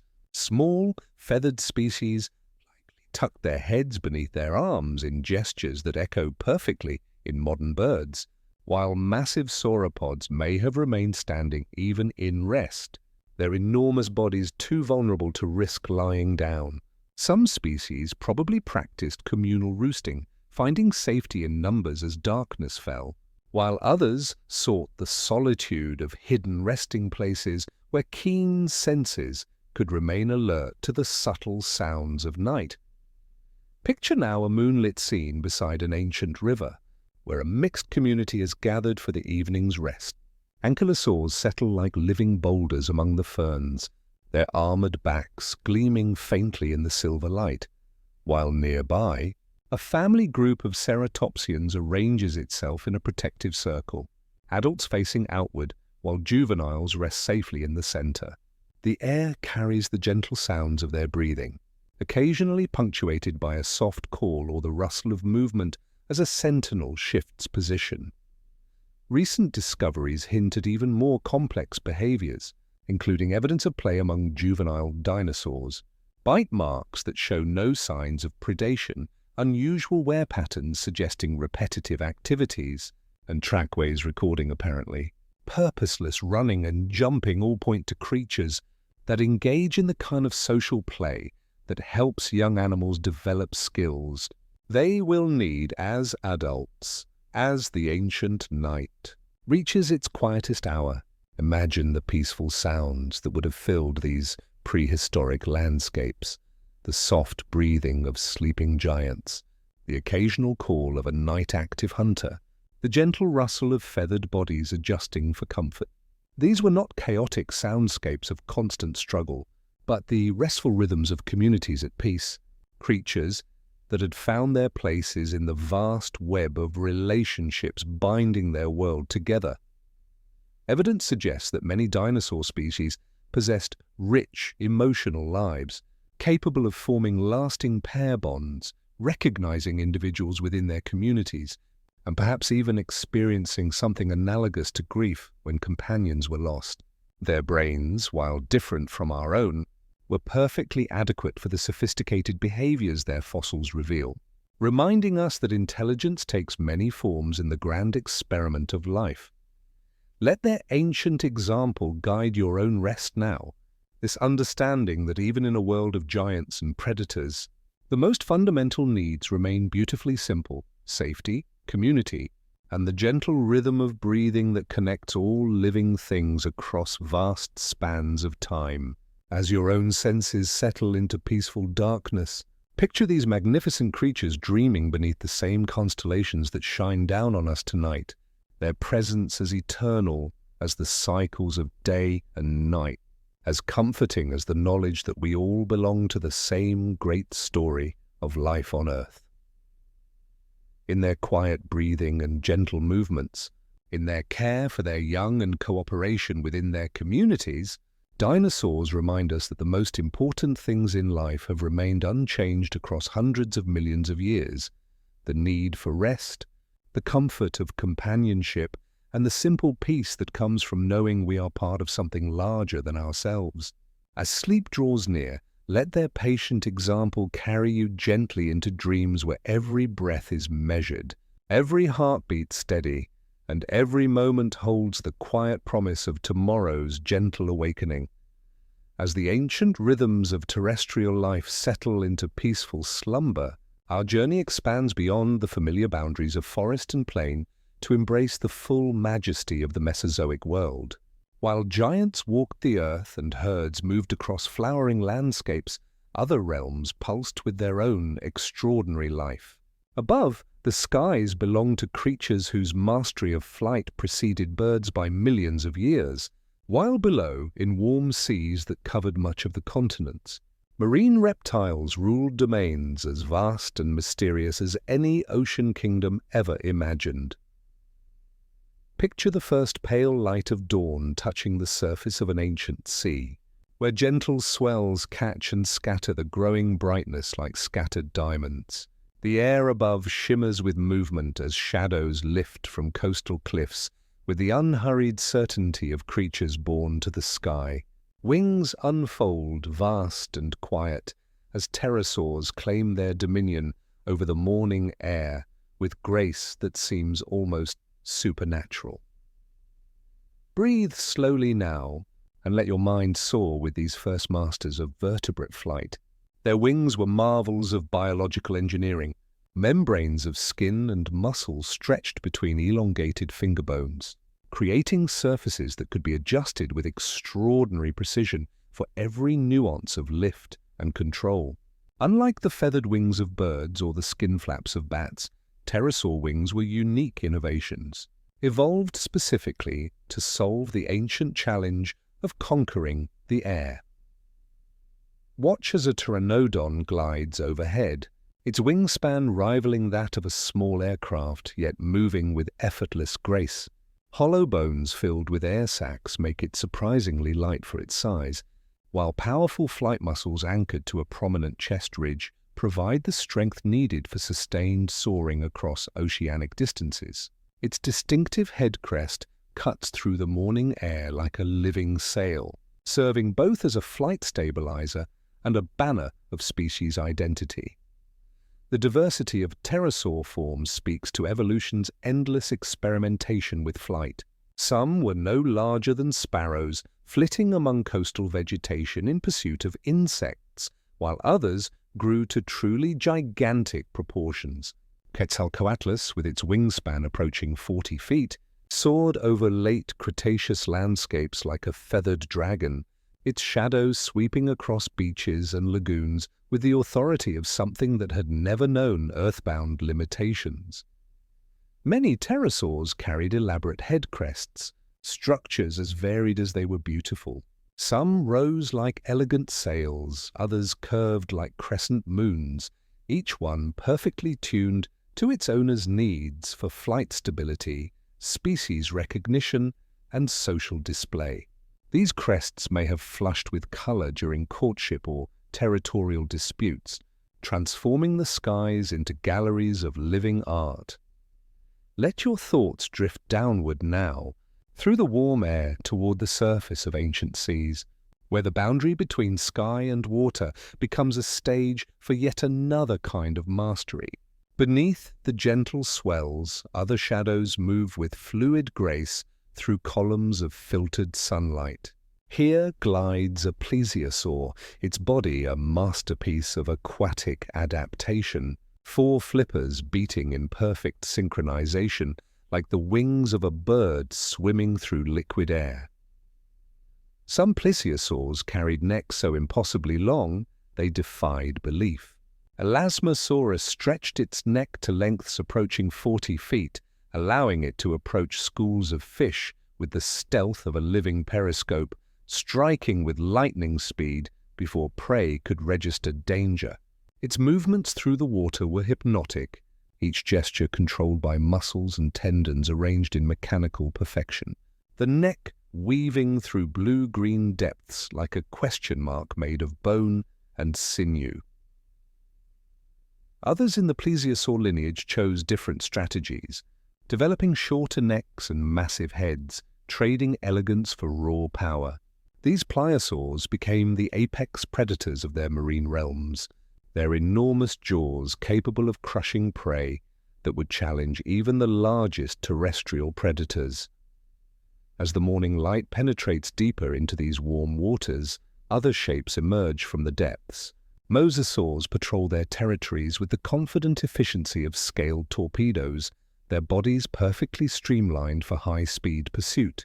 These marine giants were actually more closely related to modern monitor lizards than to plesiosaurs, showing how evolution often arrives at similar solutions through entirely different pathways.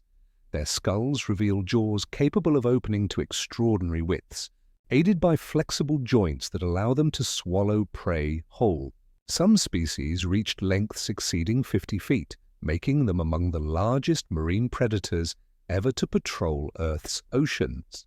They moved like living submarines, their powerful tails driving them forward while paddle-like limbs provided steering and stability. Among these magnificent hunters drifted gentler creatures that added their own beauty to the ancient seas.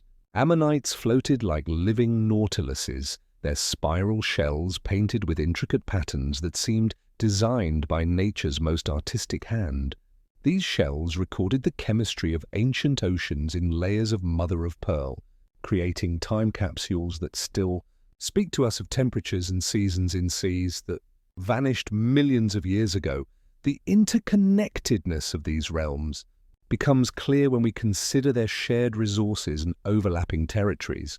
Pterosaurs fed on fish caught from surface waters where marine reptiles also hunted, while coastal regions provided nesting sites where all three environments met and mingled.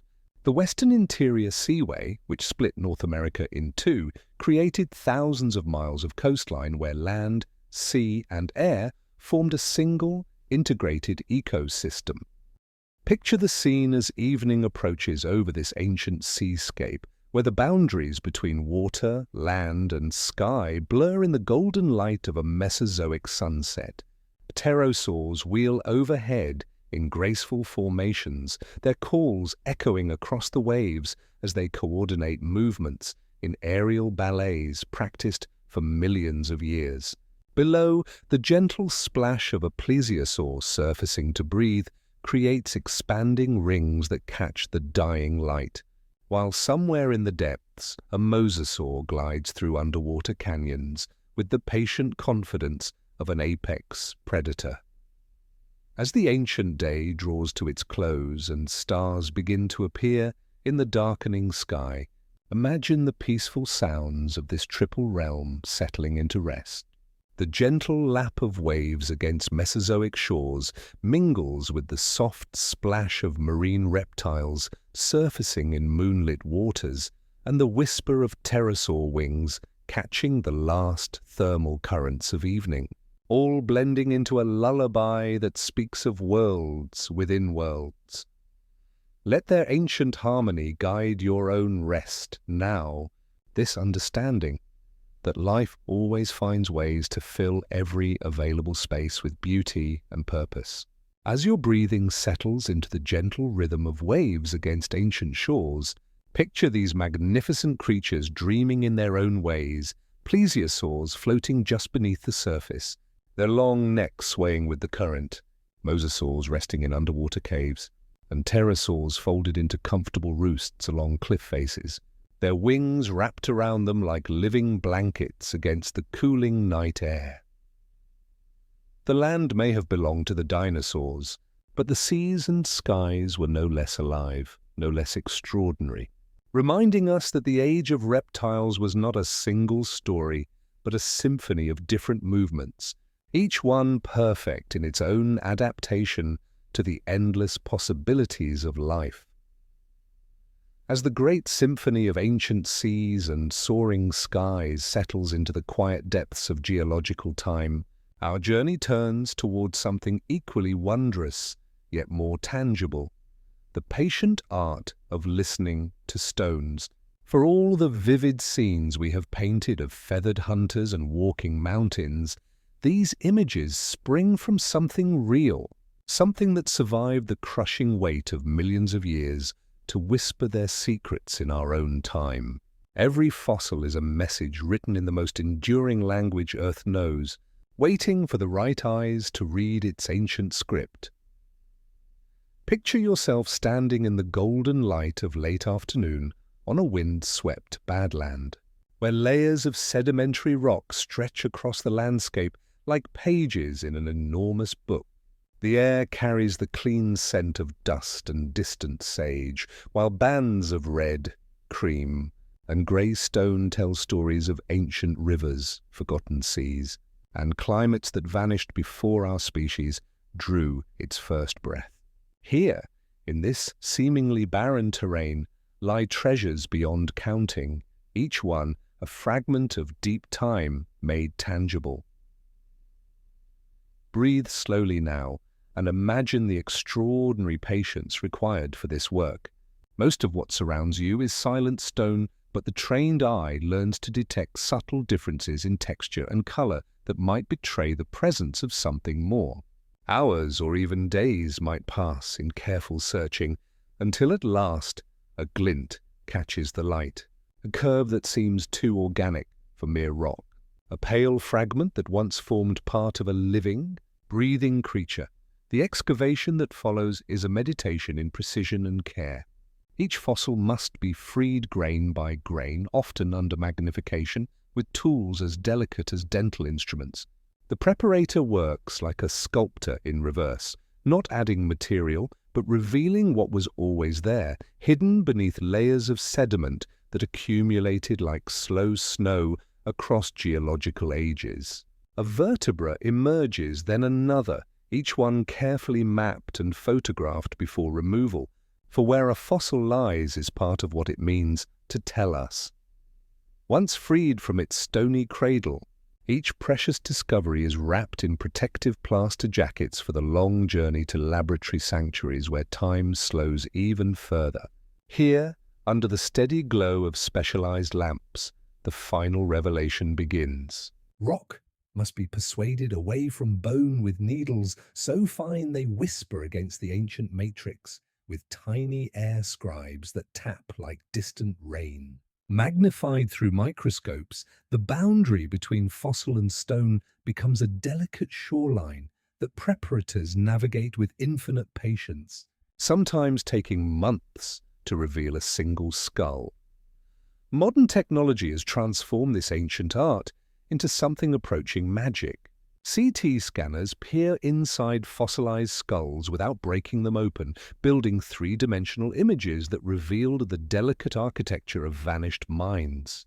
These digital windows show us the paths where nerves once carried signals, the chambers where thoughts once formed, and the air spaces that once made massive bones surprisingly light. Synchrotron radiation, powerful enough to detect molecular structures, can even reveal pigments preserved in fossil feathers, allowing scientists to paint extinct creatures in colors as vibrant as any living bird. Histology adds its own quiet chapter to these ancient stories. Paper-thin slices of fossil bone examined under powerful microscopes reveal growth rings like those in ancient trees. Wide bands speak of seasons when food was abundant and bodies grew rapidly, while narrow rings mark leaner times when energy went to mere survival. From these microscopic patterns emerge the rhythms of individual lives, the explosive growth of youth, the steady pace of maturity, sometimes even evidence of illness or injury survived. Chemistry whispers its own secrets through isotopes locked in fossil teeth and bones. Ratios of oxygen and carbon tell of ancient climates and diets, revealing whether a creature lived in cool highlands or warm lowlands, whether it fed on riverside ferns or upland conifers. The rocks surrounding fossils add their own testimony through grain size and mineral composition, reconstructing the rivers, deserts, and coastlines where these ancient lives unfolded. Yet for all our technological sophistication, paleontology remains humbled by the limitations of deep time. Most creatures never become fossils at all. Their remains scattered by scavengers or dissolved by chemistry. Only under the rarest conditions do bones survive the immense pressures of burial and geological change. This means our picture of the past is necessarily incomplete, a collection of fortunate survivals rather than a complete census of ancient life. To fill these gaps, paleontologists weave together evidence from many sources: bones and teeth, fossilized pollen and wood, the chemistry of ancient soils, even the spacing of footprints in long vanished mud. From these scattered threads emerges paleoecology, the art of reconstructing entire ecosystems complete with food webs, climate patterns, and the complex relationships that bound ancient communities together. The work requires not just technical skill but profound collaboration between geologists, Chemists, biologists, and artists, each adding pieces to the vast puzzle of deep time. It is a discipline that teaches patience above all else, the understanding that Earth's greatest secrets reveal themselves only to those willing to listen with care and wait with wonder. As evening settles over the fossil sites where this patient work continues, imagine the quiet satisfaction that comes from adding another piece to our understanding of life's grand story. Each discovery, whether a complete skeleton or a single tooth, represents a victory over the enormous odds that work against preservation, a message that has survived the drift of continents and the passage of geological ages to reach our wandering hands. Let their patient example guide your own rest now. This understanding that some of life's greatest treasures require the deepest patience to uncover. As your breathing settles into the rhythm of geological time, picture these dedicated researchers continuing their work under desert stars, their careful hands still freeing ancient stories from their stony sleep, their wonder undimmed by years of practice at reading the most extraordinary book ever written. In their quiet dedication, we find not just scientific method, but something approaching reverence for the deep past and the creatures that once called this planet home. The stones remember, and they are in no hurry. Tomorrow will bring more light, more careful hands, more pages turned in the oldest story we share. For now, let these whispers from deep time carry you gently into dreams, knowing that somewhere beneath starlit badlands, ancient secrets rest patiently in their bands of colored stone, waiting for the right moment to share their timeless tales as the patient hands of paleontologists continue their quiet work beneath star-scattered skies, freeing ancient stories from their stony sleep.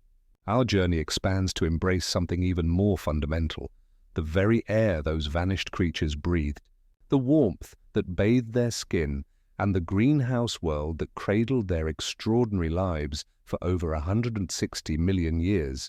To understand the dinosaurs truly, we must step into their atmosphere and feel the pulse of climates that shaped giants and small creatures alike. Picture Earth as it existed during the height of the Mesozoic, a planet so transformed it might seem alien to our modern eyes, yet one that supported life in abundance beyond imagination. The very air was different, carrying 3 to 5 times more carbon dioxide than today's atmosphere, creating a greenhouse effect that wrapped the entire globe in warmth like a soft, invisible blanket. There were no ice caps gleaming at the poles, no frozen wastelands where life retreated in defeat. Instead, forests of dawn, redwood, and ginkgo stretched across Antarctica, while ancient rivers that never knew ice meandered through Arctic landscapes green with possibility. Breathe slowly now, and let your mind drift back to the dawn of this era, when the supercontinent Pangaea still gathered most of the world's land into a single, colossal puzzle piece. With so much territory fused together, the vast interior lay far from the ocean's moderating touch.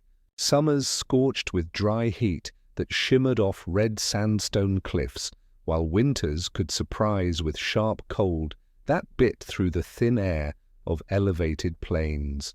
Red deserts stretched across the heart of this supercontinent, their dunes rippling under hot winds that carried dust for thousands of miles. Yet even in this harsh world, life found its footing. Rivers braided through wide floodplains, swelling suddenly with monsoon bursts before shrinking back to silver threads that stitched the landscape together. Along the coasts where moisture drifted inland on sea breezes, belts of green offered refuge to the earliest dinosaurs, small creatures testing new ways of moving and being in a world still healing from the greatest extinction it had ever known.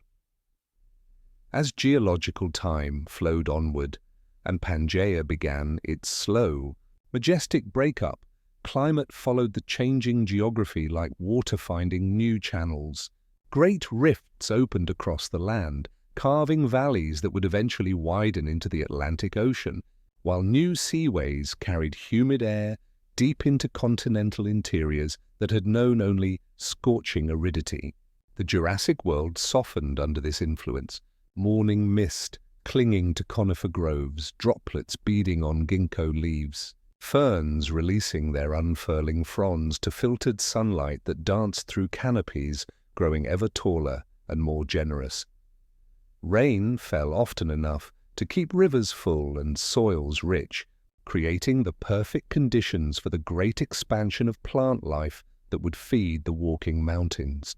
In this greenhouse warmth, without permanent ice to lock water away at the poles, forests expanded into regions that had once been parched, creating the green cathedrals where sauropods would learn to reach toward the sky with necks longer than school buses.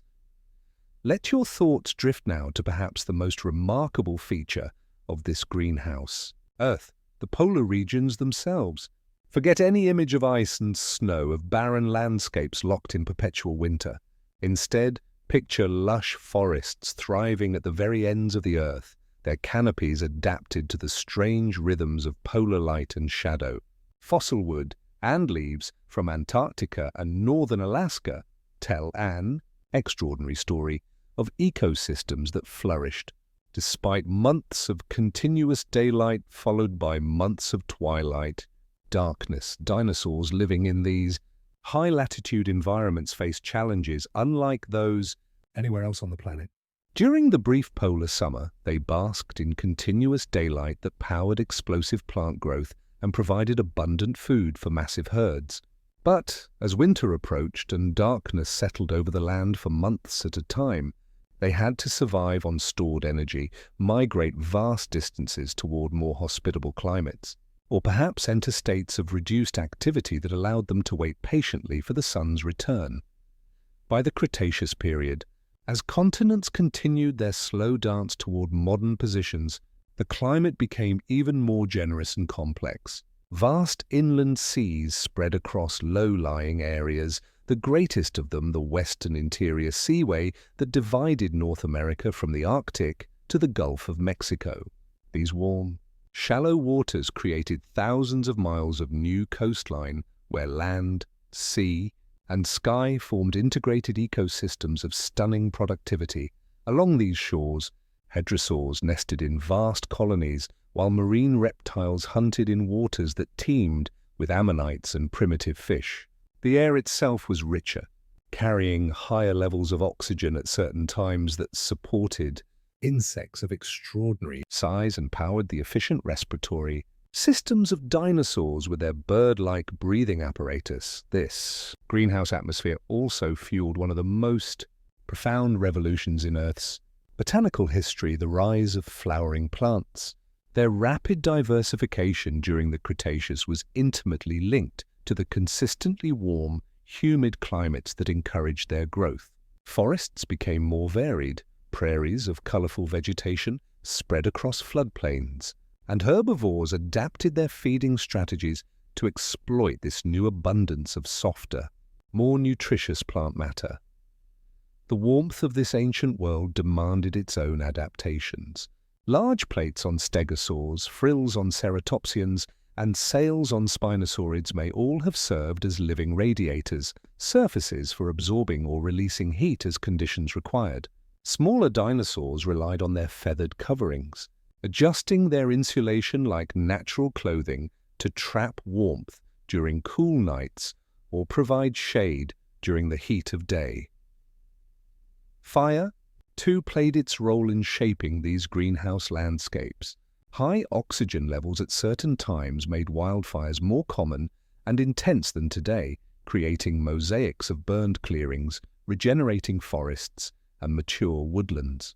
Some plants evolved to thrive in this cycle, sprouting quickly after flames or producing seeds that germinated best in newly cleared soil, while dinosaurs learned to time their movements to follow the rhythms of burning and regrowth. The evidence for these ancient climates comes to us through the patient work of many sciences. Tiny ratios of oxygen isotopes locked inside fossilized shells carry the chemical signatures of water temperatures from seas that vanished millions of years ago. The shapes and patterns of fossil leaves reveal how much carbon dioxide once filled the atmosphere, while pollen grains, nearly indestructible, rest in rock layers like time-stamped confetti, recording which plants lived where and when. As evening settles over this greenhouse earth of memory, imagine the gentle sounds that would have filled the warm, humid air, the distant calls of hadrosaurs echoing across wetlands, the soft splash of sauropods wading through shallow lakes, the rustle of pterosaurs returning to roost in coastal cliffs. This was not a world of violent extremes, but of abundance and stability, where life had the luxury of growing large and experimenting with forms that pushed the very boundaries of possibility. Let the warmth of that ancient atmosphere settle around you, now like the softest blanket, carrying the memory of rains that fell on landscapes green beyond modern imagination, of gentle breezes that carried the perfume of flowers and the resinous scent of vast forests, of seasons that turned with patient generosity beneath skies that knew no ice. As your breathing finds the rhythm of those ancient monsoons, picture yourself resting beneath those greenhouse heavens, where every breath was rich with possibility and every horizon promised wonders yet to be discovered. In the memory of those warm Mesozoic skies, we find not just scientific data but a reminder that our planet has been many different worlds throughout its long history, each one perfectly suited to its time and inhabitants. As sleep draws near, let that greenhouse warmth carry you gently into dreams where the air itself is richer, where gentle giants move through forests that stretch endlessly toward horizons painted in shades of perpetual summer.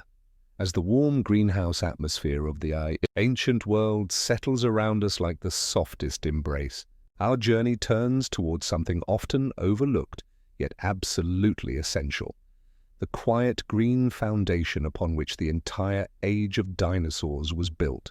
For all their majesty and power, the walking mountains and feathered hunters depended utterly on the patient work of plants, those silent alchemists that transformed sunlight and soil into the energy that powered evolution's grandest experiment. Picture the first light of a Jurassic dawn filtering through a canopy so vast it seems to stretch beyond the horizon itself. These are not the familiar forests of our modern world, but something older and more mysterious, dominated by conifers that tower toward the sky like living cathedrals.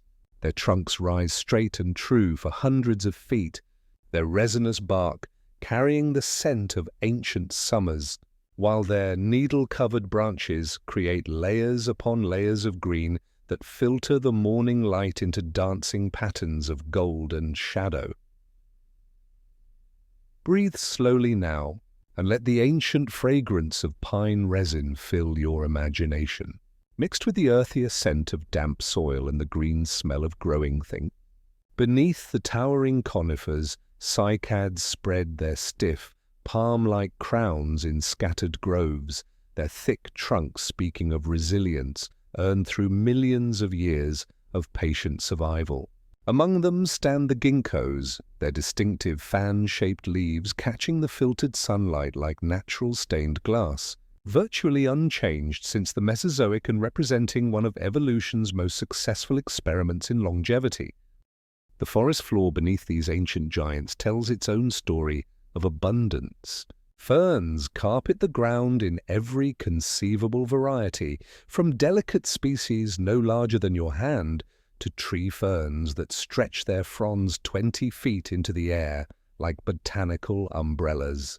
Their spores drift on the morning breeze like microscopic confetti, carrying the promise of new growth to every corner where conditions might favor their establishment. This was the green world that fed the walking mountains, and the relationship between plant and herbivore was one of constant negotiation and mutual influence. Watch as a herd of sauropods moves slowly through a grove of towering conifers, their impossibly long necks sweeping through the canopy like living cranes. Their feeding strategy was revolutionary in its simplicity. Instead of competing with smaller herbivores for ground-level vegetation, they reached upward, turning entire forest canopies into vast salad bars that only they could access. Yet the plants were not passive victims in this relationship. Over millions of years, they evolved sophisticated strategies for survival in a world of giants. Cycads developed toxins in their tissues, chemical compounds that taught browsers the wisdom of moderation. Conifers produced tough, resinous needles that demanded specialized digestive systems to process. Some ferns released spores in such abundance that no single bite could eliminate them, ensuring their survival through sheer numbers. The sauropods answered these challenges with scale and patience. Their enormous guts acted as vast fermentation chambers where bacteria worked tirelessly to break down tough plant fibers, turning what seemed inedible into the energy needed to power bodies the size of buildings. It was a strategy of quantity over quality, processing endless volumes of vegetation through digestive systems perfectly tuned to extract nutrition from fibrous materials. As our journey moves forward through geological time, we witness one of the most profound transformations in Earth's botanical history, the rise of flowering plants during the Cretaceous period. Let your mind drift to a transformed landscape where the first flowers are opening their petals to the warm greenhouse air. These pioneering angiosperms brought something entirely revolutionary to the ancient world: partnerships with pollinators that would reshape entire ecosystems.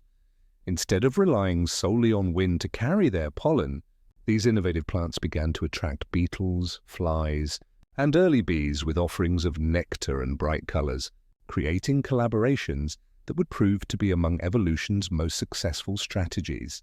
The arrival of flowering plants transformed the dining options available to herbivorous dinosaurs, introducing softer leaves, nutritious fruits, and energy-rich seeds to landscapes once dominated by tough gymnosperms. Hadrosaurs, with their sophisticated dental batteries containing hundreds of closely packed teeth, were perfectly positioned to exploit this botanical revolution. Their grinding surfaces could process the new variety of plant matter with unprecedented efficiency, while ceratopsians adapted their powerful beaks and shearing teeth to take advantage of flowering plant abundance. Following seasonal cycles across vast landscapes, fire played its own crucial role in shaping these ancient plant communities. The high oxygen levels of certain Mesozoic periods made wildfires more common and intense than today, creating landscapes where plants had to adapt to regular burning. Some species evolved thick, fire-resistant bark, while others developed the ability to re-sprout quickly from underground root systems, creating complex cycles of destruction and renewal that dinosaurs learned to navigate and exploit. Paleobotanists pieced together these green stories from the smallest traces: leaves pressed into stone, pollen grains preserved in sediments like time capsules, and petrified wood that reveals the internal structure of ancient trees. Under microscopes, these tiny fossils reveal the rise of flowering plants, each grain a delicate sculpture frozen in time, telling of revolutions that reshaped entire continents. Picture now an evening scene in a late Cretaceous forest, where the revolution of flowering plants has reached full bloom. Magnolias spread their primitive flowers like ivory cups catching the last light, while the air carries new fragrances, sweet and complex, as plants experiment with scents designed to attract pollinators. A herd of hadrosaurs moves slowly through this transformed landscape, their broad beaks working steadily as they sample the new abundance, their calls echoing through the forest as they communicate the locations of particularly rich feeding areas. As gentle darkness settles over this green foundation, imagine the quiet work that continues even in rest. Leaves continue their patient alchemy, transforming carbon dioxide and sunlight into the sugars that will feed tomorrow's growth. While roots extend deeper into rich soil and new shoots push upward toward the light, driven by the same forces that have powered plant life for hundreds of millions of years. Let their patient example guide your own rest now. This understanding that the most fundamental work is often the quietest, the most essential contributions often the least dramatic. As your breathing settles into the gentle rhythm of photosynthesis itself, that ancient process of turning light into life, picture these botanical architects continuing their work beneath starlit skies, their quiet persistence creating the green foundation upon which all other life depends, their generous abundance ensuring that tomorrow will bring new growth, new possibilities, and new dreams beneath the patient stars. As the green foundation of the ancient world continues its patient alchemy beneath starlit skies, transforming sunlight into the energy that powered giants, our journey turns towards something even more intimate and miraculous, the tender beginnings from which all those towering creatures grew. In shallow bowls carved into warm Mesozoic earth, beneath protective layers of vegetation and careful parental attention, lay the most precious treasures of the dinosaur world, each one containing within its calcium shell the complete blueprint for creatures that would one day reshape entire ecosystems with their presence. Picture the first golden light of dawn touching a vast colonial nesting ground, where the soft earth is dotted with dozens of carefully constructed hollows, each one a testament to devotion that stretched across millions of years. The air carries gentle sounds of awakening, soft calls exchanged between mates, the rustle of enormous bodies moving with surprising delicacy around fragile treasures, and somewhere in the distance, the faint tapping that signals new life preparing to enter the world. Breathe slowly now, and let your mind drift to these ancient nurseries, where clutches of eggs rest in their shallow depressions, arranged with the same careful spacing that speaks of intelligence and intention. These were not the abandoned offerings of creatures that lay and leave, but the cherished beginnings of animals that invested deeply in their offspring's survival. Some eggs were elongated like loaves, others nearly spherical, ranging from delicate proportions no larger than tennis balls to robust forms rivaling rugby balls, each shape perfectly calibrated for its species-specific needs. At places like Egg Mountain in Montana, paleontologists have uncovered evidence of extraordinary parental devotion. Maiasaura, whose name means good mother lizard, built colonies of nests spaced with invisible circles of respect, each pair maintaining just enough territory for successful child-rearing. Tiny bones found within these ancient nurseries suggest hatchlings remained for extended periods, their delicate jaws not yet equipped for the tough vegetation outside, implying that parents brought softened food or provided protection until their young grew strong enough to join the wider world. The most intimate glimpses into dinosaur parenthood come from fossils that have revolutionized our understanding of these ancient lives. Picture an oviraptorid, once mistakenly labeled an egg thief, discovered in a brooding posture over its clutch, arms spread in what can only be described as a protective embrace.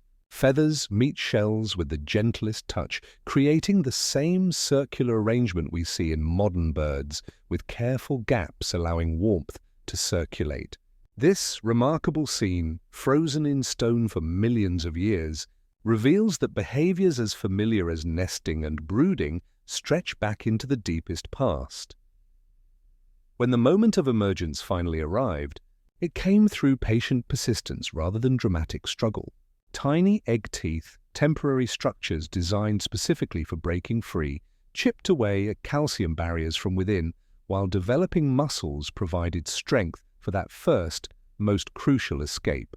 The hatchling that emerged faced perhaps the most extraordinary transformation in the history of life, the journey from vulnerable infant to walking mountain.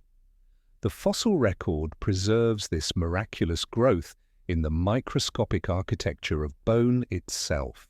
When paleontologists slice ancient bones into paper-thin sections and examine them under powerful microscopes, they reveal growth rings far more dramatic than those of trees. Wide bands speak of seasons when abundant food fueled explosive expansion, while narrow rings mark leaner times when energy went toward mere survival. Many dinosaurs show fibrolamellar bone tissue woven in biological haste, evidence of growth rates that seem almost magical by modern standards.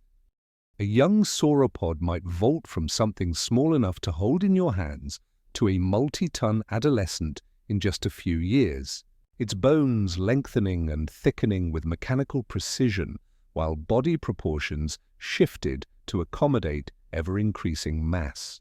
This biological alchemy required metabolic fires burning far hotter than those of typical reptiles, internal engines working at near mammalian intensity to fuel the transformation from fragile hatchling to giant.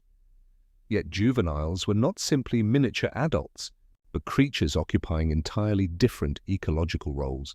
Young tyrannosaurs were built like different animals entirely, with longer legs and lighter frames, suggesting they were swift pursuit predators, while their massive elders became bone-crushing specialists. This ontogenetic niche partitioning meant single species could fill multiple roles within ecosystems, reducing competition between generations while maximizing available resources. Evidence for extended parental care adds profound depth to these ancient family stories. Trackways show tiny footprints nestled within larger strides, young moving in the protective shadows of adults where danger was diminished. Nesting grounds reveal signs of repeated seasonal use, implying certain locations held special significance for dinosaur families, drawing them back year after year, like ancestral homes. The diversity of reproductive strategies across species was immense, reflecting the extraordinary variety of dinosaur life itself. Some relied on large clutches and safety in numbers, while others invested more heavily in individual care. Some built nests in vast open colonies where many eyes watched for danger, while others may have hidden their precious eggs in secluded spots, relying on stealth and camouflage for protection. As evening settles over these ancient nurseries, imagine the gentle sounds filling the cooling air, soft, reassuring calls between parents and offspring, the careful rustle of protective movements around precious nests, and the faint stirring of life within shells that hold tomorrow's giants. Adults move with surprising delicacy among the clutches, some settling into brooding positions with feathered arms spread like living blankets, others maintaining vigilant watch as darkness approaches. Let their ancient example of devotion and patient growth guide your own rest now, this understanding that life's greatest achievements begin with the smallest, most vulnerable beginnings nurtured with care and protected with unwavering dedication. As your breathing settles into the gentle rhythm of development itself, that slow transformation that turns potential into reality, picture these magnificent creatures dreaming beneath the same stars that shine on us tonight. Their lives a testament to the miracle that transforms tiny eggs into the giants that ruled Earth for over 160 million years, carrying forward the endless promise that even the smallest beginnings can grow into wonders that reshape the world. As the tender beginnings of ancient nurseries fade into the gentle embrace of deep time, where eggs once held the promise of giants and careful parents tended their precious clutches, our journey expands to embrace something even grander, the slow, majestic dance of continents themselves. The story of dinosaurs cannot be told as a single, unified tale, for the very ground beneath their feet was constantly shifting, drifting, and reshaping itself across the vast span of Mesozoic time, creating isolated theaters where evolution could experiment with forms and behaviors that would never meet, worlds apart yet forever connected by the deeper currents of geological destiny. Picture the Earth not as the familiar map of today, but as a living, breathing puzzle whose pieces moved with glacial patience across the planet's surface. At the dawn of the dinosaur age, all the world's land masses were gathered into a single, colossal supercontinent called Pangaea, stretching from pole to pole like a vast island in a global ocean.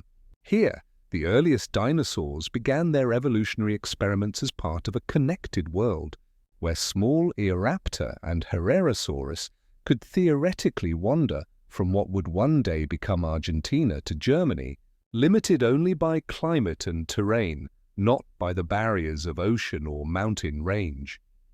Breathe slowly now, and let your mind drift across the immensity of geological time as this unified world begins its patient transformation. Deep beneath the surface, forces older than life itself start to pull the supercontinent apart along lines of ancient weakness. Great rifts open across the land like surgical incisions made by the Earth itself, carving valleys that will eventually widen into the Atlantic and Indian Oceans we know today. What begins as mere cracks becomes streams, then rivers, then arms of the sea, reaching inland to divide what was once whole, creating the geographic isolation that would drive some of evolution's most remarkable experiments. As the Mesozoic unfolds, one of the clearest examples of this geographic sculpting emerges in late Cretaceous North America, where a vast, warm, shallow sea called the Western Interior Seaway splits the continent like a liquid knife.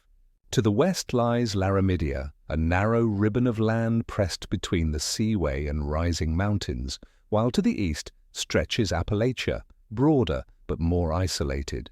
On Laramidia, evolution explodes in a dazzling display of diversity as herds of ceratopsians, hadrosaurs and ankylosaurs graze side by side in astonishing variety, each species carving out its own niche in landscapes of stunning productivity. Tyrannosaurus rex patrols this rich theatre, while multiple species of horned dinosaurs develop their elaborate frills and defensive strategies in close proximity. Appalachia tells a quieter story, its dinosaur communities evolving in greater isolation, often developing unique forms that speak to the power of geographic separation to guide evolution down different paths. The inland sea between them acts as an evolutionary filter as effective as any mountain range, allowing populations to pursue their own adaptations while their relatives follow different destinies just hundreds of miles away. Meanwhile, the great southern supercontinent of Gondwana experiences an even more dramatic fragmentation as South America, Africa, Antarctica, India, and Australia begin their slow, independent journeys across the globe. In South America, titanosaurs rise to extraordinary prominence, some reaching sizes that challenge our understanding of what land animals can achieve. Their immense bodies moving across vast floodplains in herds whose trackways stretch for kilometers. Africa becomes home to unique predators like Spinosaurus, with its crocodilian snout and towering sail perfectly adapted to the abundant river systems that cross the continent. India embarks on perhaps the most remarkable journey of all, drifting northward like a giant raft carrying its own distinctive dinosaurs, including the Abelisaurids before its eventual collision with Asia, adds new notes to the northern chorus. Australia's fossil record reveals smaller, polar-adapted species that braved long periods of darkness and seasonal extremes, testament to life's remarkable ability to find solutions even in the most challenging environments. Islands created by rising seas or volcanic activity write their own fascinating chapters in this biogeographical story. Limited resources on these isolated landmasses often lead to island dwarfism, where sauropods and other dinosaurs shrink dramatically compared to their mainland relatives, becoming miniature versions of giants, yet perfectly adapted to their constrained worlds. These dwarfed species remind us that evolution is as much about elegant solutions to limitations as it is about pushing the boundaries of size and strength. Rivers carve their own corridors of connection across these shifting landscapes, creating lifelines that attract diverse communities, while deserts act as barriers that test endurance and drive adaptation. Polar regions support their own unique experiments, where dinosaurs learn to navigate months of continuous daylight followed by months of gentle twilight, perhaps migrating vast distances or developing strategies for surviving in place during the darkest seasons. As evening settles over this slowly shifting world, imagine the magnificent isolation of these continental theatres, each one staging its own unique performances in evolution's grand drama. Geography becomes the quiet composer, and the creatures become its orchestra, each playing the part their drifting stage allows, creating symphonies of diversity that could only emerge from the patient separation of once connected worlds. Let the slow wisdom of continental drift guide your own rest now, this understanding that even the most fundamental features of our world are part of an endless dance of change and adaptation. As your breathing settles into the rhythm of geological time itself, measured not in heartbeats, but in the drift of continents across millions of years, picture these magnificent creatures adapting to their slowly changing stages, their evolution guided by the gentle but inexorable movement of the very ground beneath their feet, carrying you softly into dreams where worlds apart become worlds within reach of imagination. As the slow dance of continents carries their precious cargo of unique creatures to distant corners of the globe, our journey approaches perhaps the most profound chapter in the entire story of life on Earth. For over 160 million years, dinosaurs had weathered countless challenges, adapted to shifting climates, and filled every conceivable niche from polar forests to equatorial wetlands. This was their golden age, a time when diversity reached peaks that seem almost impossible to imagine, when the very air trembled with the calls of giants and the ground shook gently beneath the footsteps of walking mountains.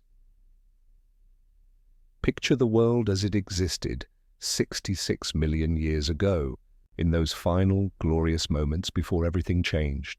Vast herds of hadrosaurs moved across flowering plains, their musical calls creating symphonies that echoed for miles across ancient wetlands. Ceratopsians displayed their magnificent frills like living banners in the golden light, while ankylosaurs grazed peacefully among ferns that had grown in the protective shadow of their armored bodies for countless generations. In warm seas that covered much of the continents, marine reptiles ruled aquatic kingdoms as vast as any ocean realm, while overhead, pterosaurs soared on wings that had mastered every nuance of flight.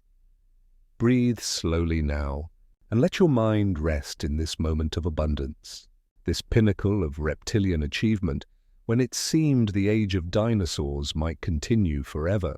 The air was warm and humid, rich with the perfume of magnolia blossoms and the resinous scent of towering conifers. Tyrannosaurus rex patrolled forests where every shadow held the promise of prey, while in the southern continents, titanosaurs moved like gentle giants across landscapes that trembled softly with their passage.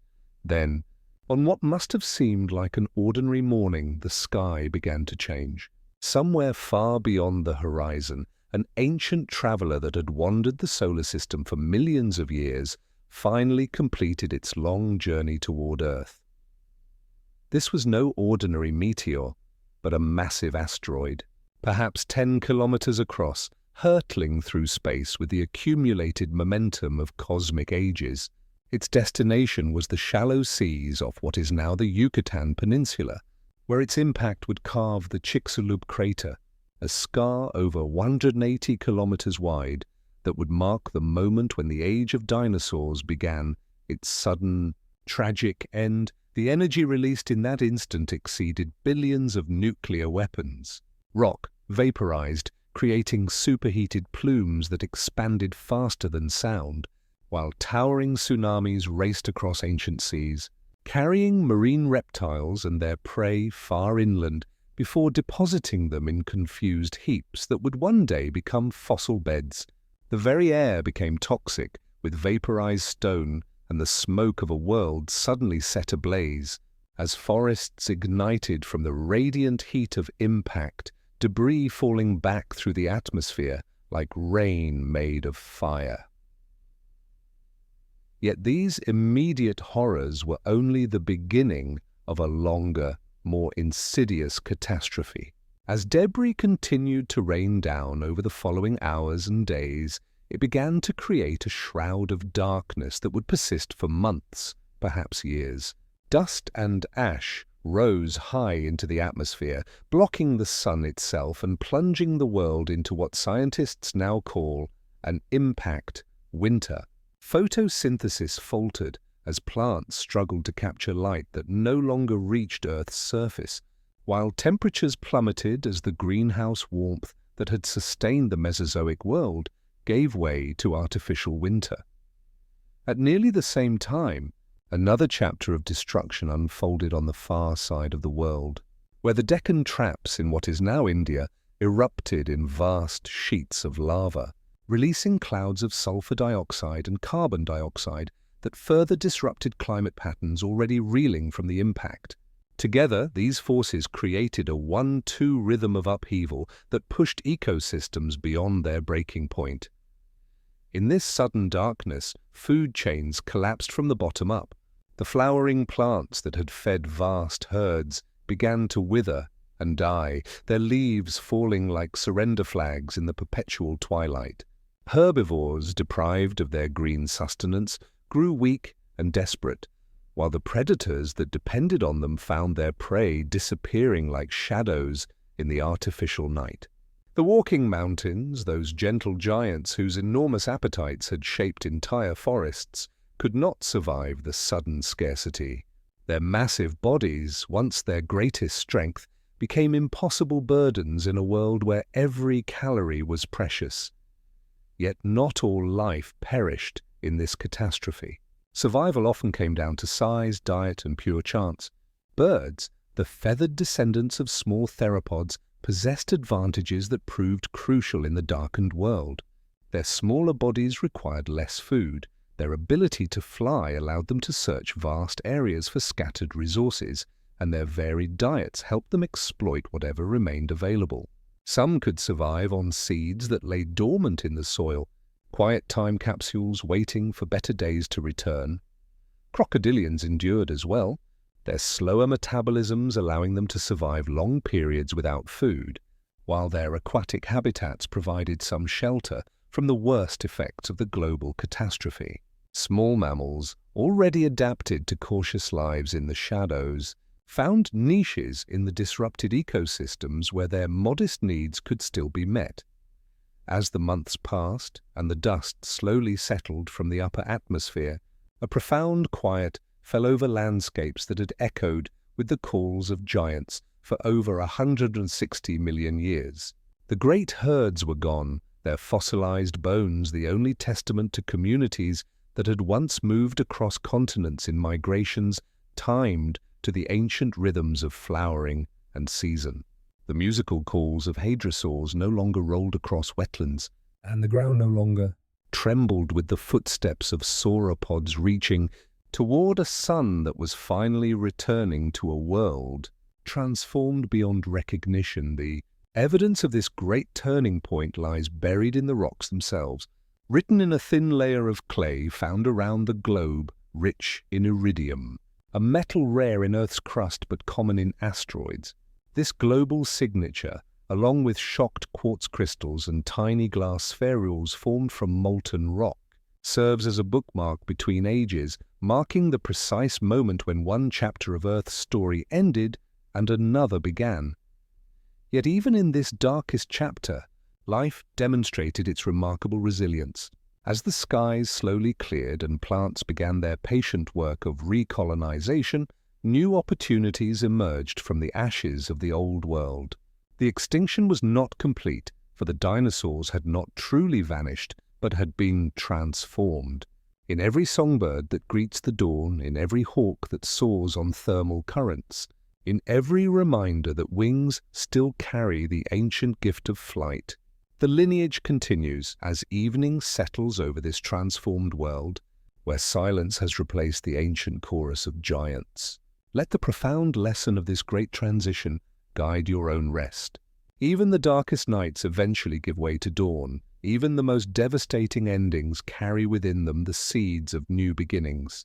The great age of dinosaurs may have ended in shadow, but their story continues in every feather that catches the morning light, in every bird song that fills the air with ancient melodies transformed.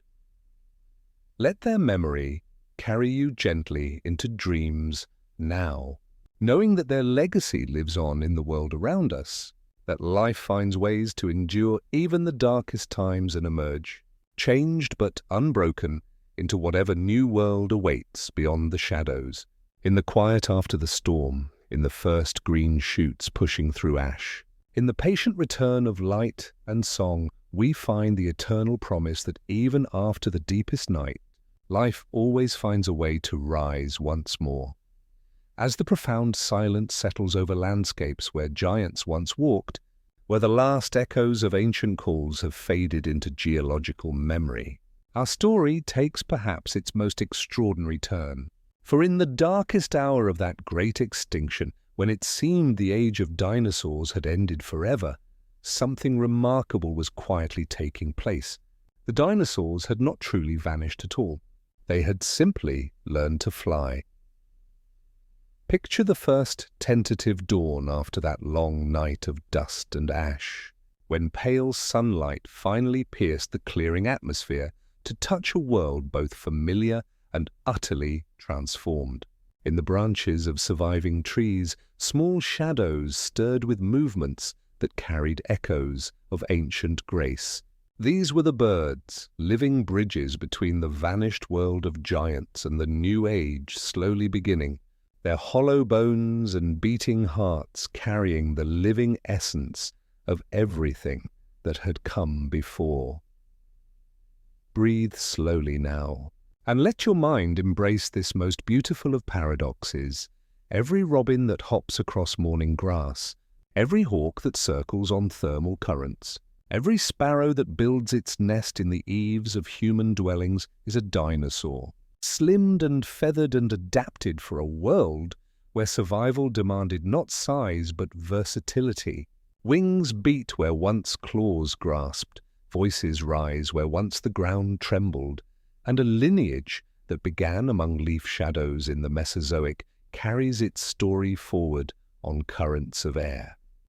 The transformation from ground-dwelling theropod to aerial master was written across millions of years in elegant experiments with form and function.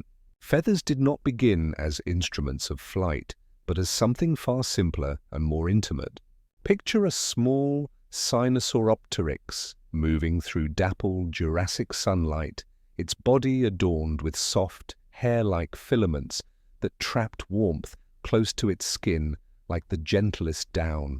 These proto-feathers were evolution's first tender experiment, structures that emerged from the same pathways that gave other reptiles their scales, but branched into something entirely new.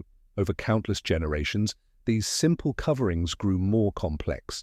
Single strands branched into structures with central shafts and radiating barbs, creating the basic architecture we recognize today. Some dinosaurs began to sport elaborate plumes on their arms, tails, and heads, turning functional coverings into instruments of beauty and communication. Under the most powerful microscopes, paleontologists have discovered within these ancient feathers tiny structures called melanosomes, the same pigment-bearing organelles that paint modern feathers with color, revealing creatures striped in warm russet and cream, their tails banded like living brushstrokes moving through prehistoric forests. As arms grew longer and bones became lighter, muscles shifted and joints rotated until the overall structure transformed into something capable of generating lift. Archaeopteryx stands at this threshold like a dream bridging two worlds, gliding between ancient trunks with its long, bony tail balancing its flight, teeth still gleaming in its jaws, clawed fingers, edging wings that carry fully formed flight feathers. It could not soar like a modern eagle, but it could glide, flutter, and steer, using the forest itself as a training ground for the mastery that lay ahead. Hidden within those bodies, a secret from the age of giants remained perfectly intact. The same respiratory system that once powered sauropods through necks longer than buses now fuels the incredible efficiency of modern flight. Air sacs thread through hollow bones, creating a unidirectional flow through the lungs that keeps oxygen moving even during exhalation. This elegant system, light and efficient and constant, now enables hummingbirds to hover with precision that defies belief, their wings beating so rapidly they become invisible blurs of pure motion. Watch as a modern bird settles on a branch outside your window, and you witness behaviors that stretch back through deep time to the very origins of dinosaur social life. When it preens its feathers, drawing each one carefully through its beak to maintain perfect aerodynamic surfaces, it performs a ritual of care that connects directly to grooming behaviors of feathered dinosaurs that lived 150 million years ago. Picture a small theropod at dusk drawing its narrow snout along each filament, straightening barbs and shaking loose dust in the fading light. Then see that same choreography repeated in every sparrow under a garden hedge in the evening. The voices of birds carry forward the ancient tradition of dinosaur communication, though transformed into something far more complex and beautiful than anything the Mesozoic world knew. Their syrinx, that remarkable instrument grown where the windpipe meets the lungs, shapes breath into astonishingly flexible sound. The haunting calls of loons across northern lakes, the complex territorial songs of mockingbirds, the coordinated honking of migrating geese, all represent refinements of vocal abilities that began with the resonating chambers of crested hadrosaurs. In every dawn chorus we hear echoes of conversations that once rolled across ancient wetlands, now elevated into music that enriches our modern world. Their social behaviors provide equally remarkable connections to their extinct relatives. When emperor penguins endure Antarctic winters to protect their eggs, they demonstrate the same devoted parental care revealed in fossils of brooding oviraptorids. When cranes perform their elaborate dances, their movements echo display behaviors that may have been performed by feathered dinosaurs in Cretaceous clearings. Sleep itself speaks across time, as fossils preserve dinosaurs tucked with heads curved beneath forelimbs, while on winter nights, birds stand on one foot and hide their bills in the warmth of their own breast.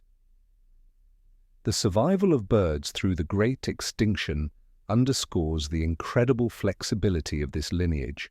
Small body size required less food, varied diets allowed them to exploit whatever resources remained, and the ability to fly provided unparalleled advantages in navigating a world plunged into darkness. Seeds, those little packets of stored sunlight waiting in the soil, sustained the tiny survivors until ecosystems slowly began to recover. As the skies cleared and the first green shoots pushed through ash-laden soil, birds spread rapidly into the ecological gaps left vacant, their adaptability carrying them into every environment. From hummingbirds that weigh less than a coin to albatrosses that glide across oceans with wingspans approaching those of small aircraft, the range of modern bird forms reflects an evolutionary success story unmatched by any other group of vertebrates. Each represents a different solution to the ancient challenge of survival. Each carries forward the dinosaurian legacy in its own unique way. As evening settles over the modern world, imagine the profound continuity represented by the simple sight of birds returning to their roosts. In their synchronized flights, their calls of recognition, their careful arrangement on branches and ledges, we see behaviors that connect us directly to scenes that played out in dinosaur communities across hundreds of millions of years. The same social instincts that once coordinated the movements of vast herds now guide the murmurations of starlings and the V-formations of migrating waterfowl.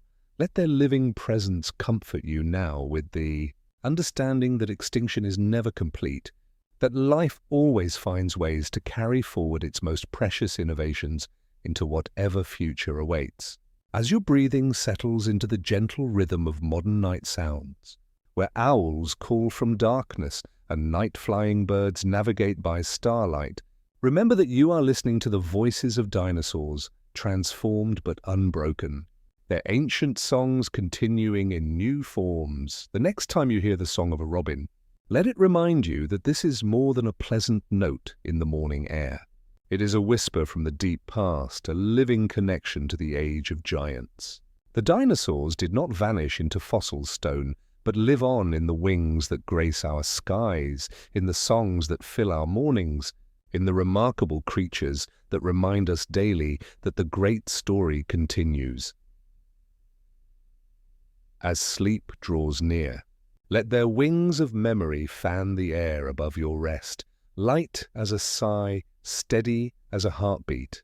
Picture these feathered descendants dreaming in their own ways, heads tucked beneath wings in gestures inherited across millions of years, their presence as eternal as the cycles of day and night. The age of dinosaurs never truly ended but simply learned to soar on different wings, carrying the memory of giants into the endless blue of possibility, singing softly in the quiet of the night, and carrying you gently into dreams, where the boundaries between earth and sky dissolve in the timeless dance of life as the living descendants of dinosaurs settle into their evening roosts and their ancient songs fade into gentle quiet. Our journey turns towards something uniquely human, yet deeply connected to those vanished lives, the profound need to see what we have never seen, to paint creatures that disappeared millions of years before our species drew its first breath. In the patient work of paleoartists, the scattered fragments of bone and stone are transformed back into living, breathing beings that walk once more through landscapes lost to time. Picture yourself standing in the warm glow of a museum hall, where towering skeletons cast long shadows across polished floors. The bones themselves are magnificent, but what truly brings them to life are the paintings that grace the walls nearby. Scenes of feathered hunters moving through dappled forests, herds of giants crossing ancient plains beneath skies painted in shades of deep time. These artworks serve as bridges between the language of fossils and the universal human need for stories that help us understand our place in the vast narrative of existence. Breathe slowly now, and let your mind drift back to the earliest attempts to visualize these ancient worlds. Long before the word dinosaur was ever spoken, people discovered massive bones weathering from cliffsides and riverbanks, weaving them into myths of dragons and biblical giants. In Victorian England, when only a handful of dinosaur skeletons had been discovered, artists created the first public reconstructions based on limited understanding.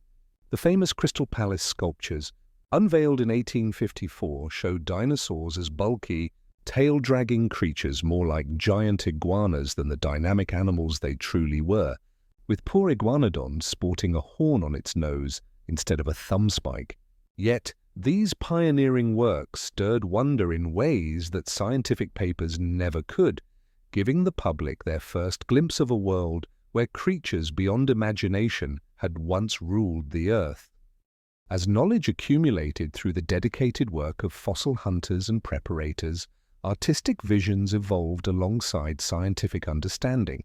Charles R. Knight, painting in the early 20th century, began to show dinosaurs with unprecedented vitality, their bodies raised from the ground, their eyes alert with intelligence. His watercolors displayed in major museums became iconic, fixing new images in the collective imagination and helping shift public perception from sluggish swamp dwellers to active, engaged animals worthy of fascination and respect.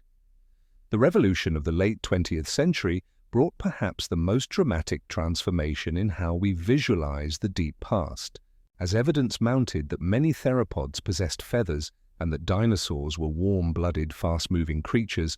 Paleoartists embraced these discoveries with enthusiasm, Gone were the tail-dragging giants of old, replaced by sleek predators balanced in lifelike poses, their bodies covered in plumage that shimmered with colors as vibrant as any modern bird.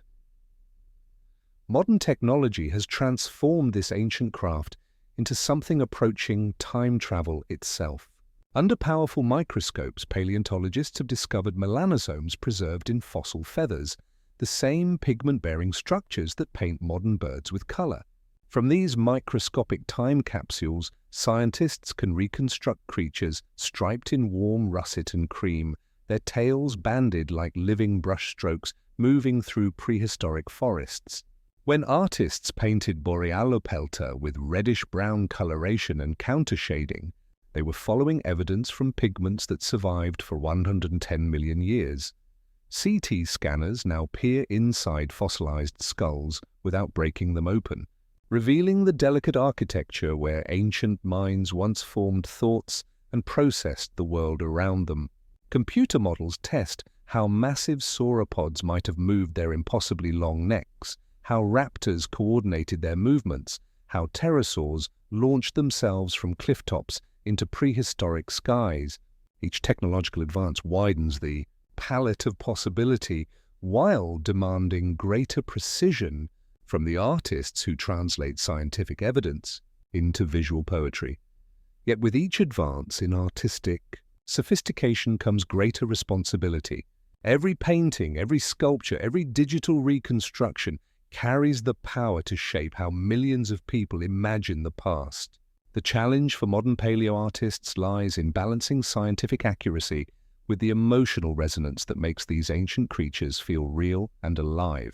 Fossils preserve bones and sometimes skin impressions, occasionally feathers or traces of color. But so much of what makes an animal truly alive exists in the spaces between evidence.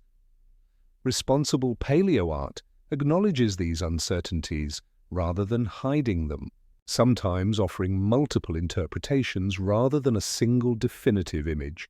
The best practitioners work closely with paleontologists, incorporating the latest discoveries while clearly distinguishing between what evidence supports and where imagination must fill the gaps. They understand that their work is not merely illustration, but interpretation, a conversation between science and art that helps both fields advance. As evening settles over the modern studios where this work continues, imagine the quiet satisfaction that comes from breathing life into creatures that have been silent for millions of years. In a small studio lit by the warm glow of a desk lamp, an artist leans over a tablet, references scattered across the workspace, photographs of bird wings, diagrams of ancient pelvises, CT scans of fossil skulls. Each brushstroke is both careful and bold, guided by evidence yet filled with the empathy needed to imagine how it might have felt to move in bodies that vanished so long ago. The influence flows both ways, as paleoart shapes not only public understanding but scientific thinking itself. When artists reconstruct ecosystems showing multiple species interacting in complex relationships, they inspire paleontologists to consider questions about community structure that might otherwise remain unexplored. A child who first meets a dinosaur in a painting may become the scientist who one day revises that painting with a new discovery. Animation has added motion to this visual storytelling, bringing prehistory to life in ways no static image could convey. From early stop-motion pioneers to modern documentary collaborations, moving images have the power to make the ancient world feel immediate and real. When we watch a feathered raptor preen its plumage or see a sauropod herd crossing a moonlit landscape, we witness behaviors that feel both scientifically plausible and emotionally authentic. Let their patient dedication guide your own rest now. This understanding that some of life's most important work happens in the quiet spaces where knowledge meets wonder. As your breathing settles into the gentle rhythm of creative work, picture these artists continuing their labor beneath studio lights, their careful hands bringing color and movement to creatures that once walked beneath the same stars that shine down on us tonight. In their brushstrokes and digital pixels, in their careful attention to scientific detail, and their bold leaps of informed imagination, we find not just pictures of the past, but windows into the eternal human desire to understand and connect. As sleep draws near, let their painted visions carry you gently into dreams where ancient creatures move once more through landscapes rendered in light and shadow, their presence as vivid as imagination can make them, their stories as eternal as the human need to see beauty in even the most distant chapters of life's great story, painted with love across the canvas of deep time. As the quiet dedication of paleo artists continues beneath studio lights, their patient hands bringing ancient worlds to life with careful brushstrokes and digital precision, our long journey through deep time draws to its gentle close. We have traveled together across 160 million years of wonder, from small shadows darting through Triassic heat to the feathered descendants that still fill our modern skies with song. Now in this peaceful hour, let us rest with the gentle giants of memory, those magnificent creatures whose stories have carried us safely through the night.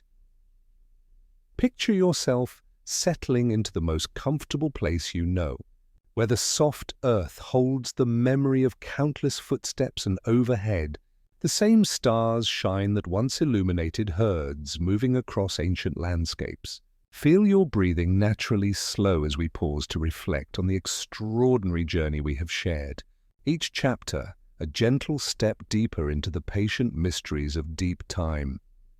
Remember how it all began in the harsh beauty of the Triassic world, where modest creatures with revolutionary upright stances quietly changed everything. Those first small dinosaurs, no larger than dogs, carried within their simple frames the blueprint for giants.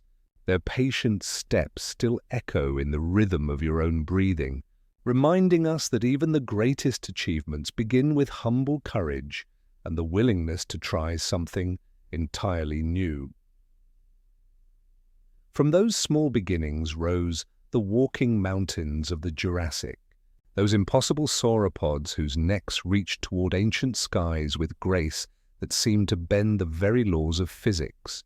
Their hollow bones, filled with the same air that kept them alive, teach us that strength and lightness can coexist beautifully. Let their steady, measured footsteps guide your heartbeat now, deep and unhurried, as they move through green cathedrals that exist now only in the realm of dreams and memory. The feathered hunters move through the shadows of your imagination, their keen intelligence and patient efficiency reminding us that survival rewards those who pay attention, who adapt and who understand the wisdom of moving through the world with purpose rather than haste. In their silent grace, we find the peace that comes from being perfectly adapted to our place in the vast web of existence. Listen now to the distant echo of hadrosaur songs rolling across moonlit wetlands, their hollow crests transforming simple breath into complex harmonies that bound communities together across impossible distances. Their ancient chorus offers its own lullaby, those deep, resonant notes that once carried messages of safety and belonging across landscapes painted in silver light. The crowned defenders stand watch in your memory, their magnificent frills and horns catching starlight like living shields, raised not in aggression, but in quiet dignity. They remind us that sometimes the greatest strength lies simply in being well prepared, secure in the knowledge that we are exactly as we need to be. Their patient grazing speaks to the wisdom of finding sustenance in simple things, of taking time to truly appreciate what life offers. Above all this peaceful scene, wings of memory continue their eternal flight, carrying forward the living legacy of creatures that transformed catastrophe into opportunity. In every bird settling into sleep outside your window, the story continues, proof that endings are also beginnings. that life always finds ways to turn challenges into chances for something new and beautiful. Science, in its quiet way, has taught us to listen to these ancient lives. A fossil bone holds whispers in its structure, growth rings that reveal seasons of plenty and patience, hollow spaces where air once flowed through living architecture. To study these traces is to practice the deepest patience, learning to hear what the stones remember across millions of years. We cannot know everything about their vanished world, yet what we do know is enough to feel their presence. The colors that painted their feathers, the sounds of their calls, the gentle movements of herds at rest, all live on in our imagination, shaped by evidence, but colored by wonder. In this boundary between knowledge and mystery, fascination thrives and grows. There is profound gratitude to be felt tonight. Gratitude that stone and time preserved these traces for us. Gratitude that we live in an age where science allows us to read their stories. Gratitude that though the great herds are gone, their songs continue in transformed voices, woven into the living world that surrounds us still. As your breathing settles deeper into the rhythm of rest, feel yourself surrounded by the patient presence of all who have worked to understand and share these stories. Their dedication reminds us that curiosity is one of humanity's greatest gifts, that the desire to understand transcends all boundaries of time and space. Let the profound peace of deep time settle around you, now like the softest blanket, woven from starlight and patience, from the gentle breathing of sleeping giants and the whispered songs of ancient winds. In this peace, all questions find their answers. All journeys reach their destinations, and all stories discover their perfect endings in the simple act of rest. The dinosaurs are dreaming now, as they have been dreaming for 66 million years, their dreams carried forward in wings and songs, in the patient growth of plants reaching toward light, in the eternal dance of elements that makes all life possible. Their dreams become your dreams now, filled with forests that stretch beyond horizons, with herds moving in perfect harmony, with the quiet satisfaction of finding your place in the vast story of existence as sleep draws you gently into its embrace. Know that you carry with you the memory of giants, the songs of ancient communities, and the endless promise that life continues its patient work of growing, changing, and reaching always toward the light. The gentle giants of memory stand watch over your rest, their presence as eternal as the stars themselves, as comforting as the knowledge that we all belong to the same great story. Sleep now, surrounded by the patient breathing of creatures both ancient and eternal, their stories complete, their legacy secure in the endless turning of the world toward morning. In your dreams, may you walk safely among ferns and flowering meadows, where every step is blessed, every breath is peaceful, and every moment holds the quiet promise of waking to a world still filled with wonder, still touched by the magic of lives that dared to grow beyond all earthly limits and succeeded beyond all earthly dreams. The whispers from deep time grow soft now, carrying you gently into rest, where ancient voices hum until you sleep, and where you will wake to find them waiting in the first small song at your window, reminding you that time is long, wonder is close, and you are home.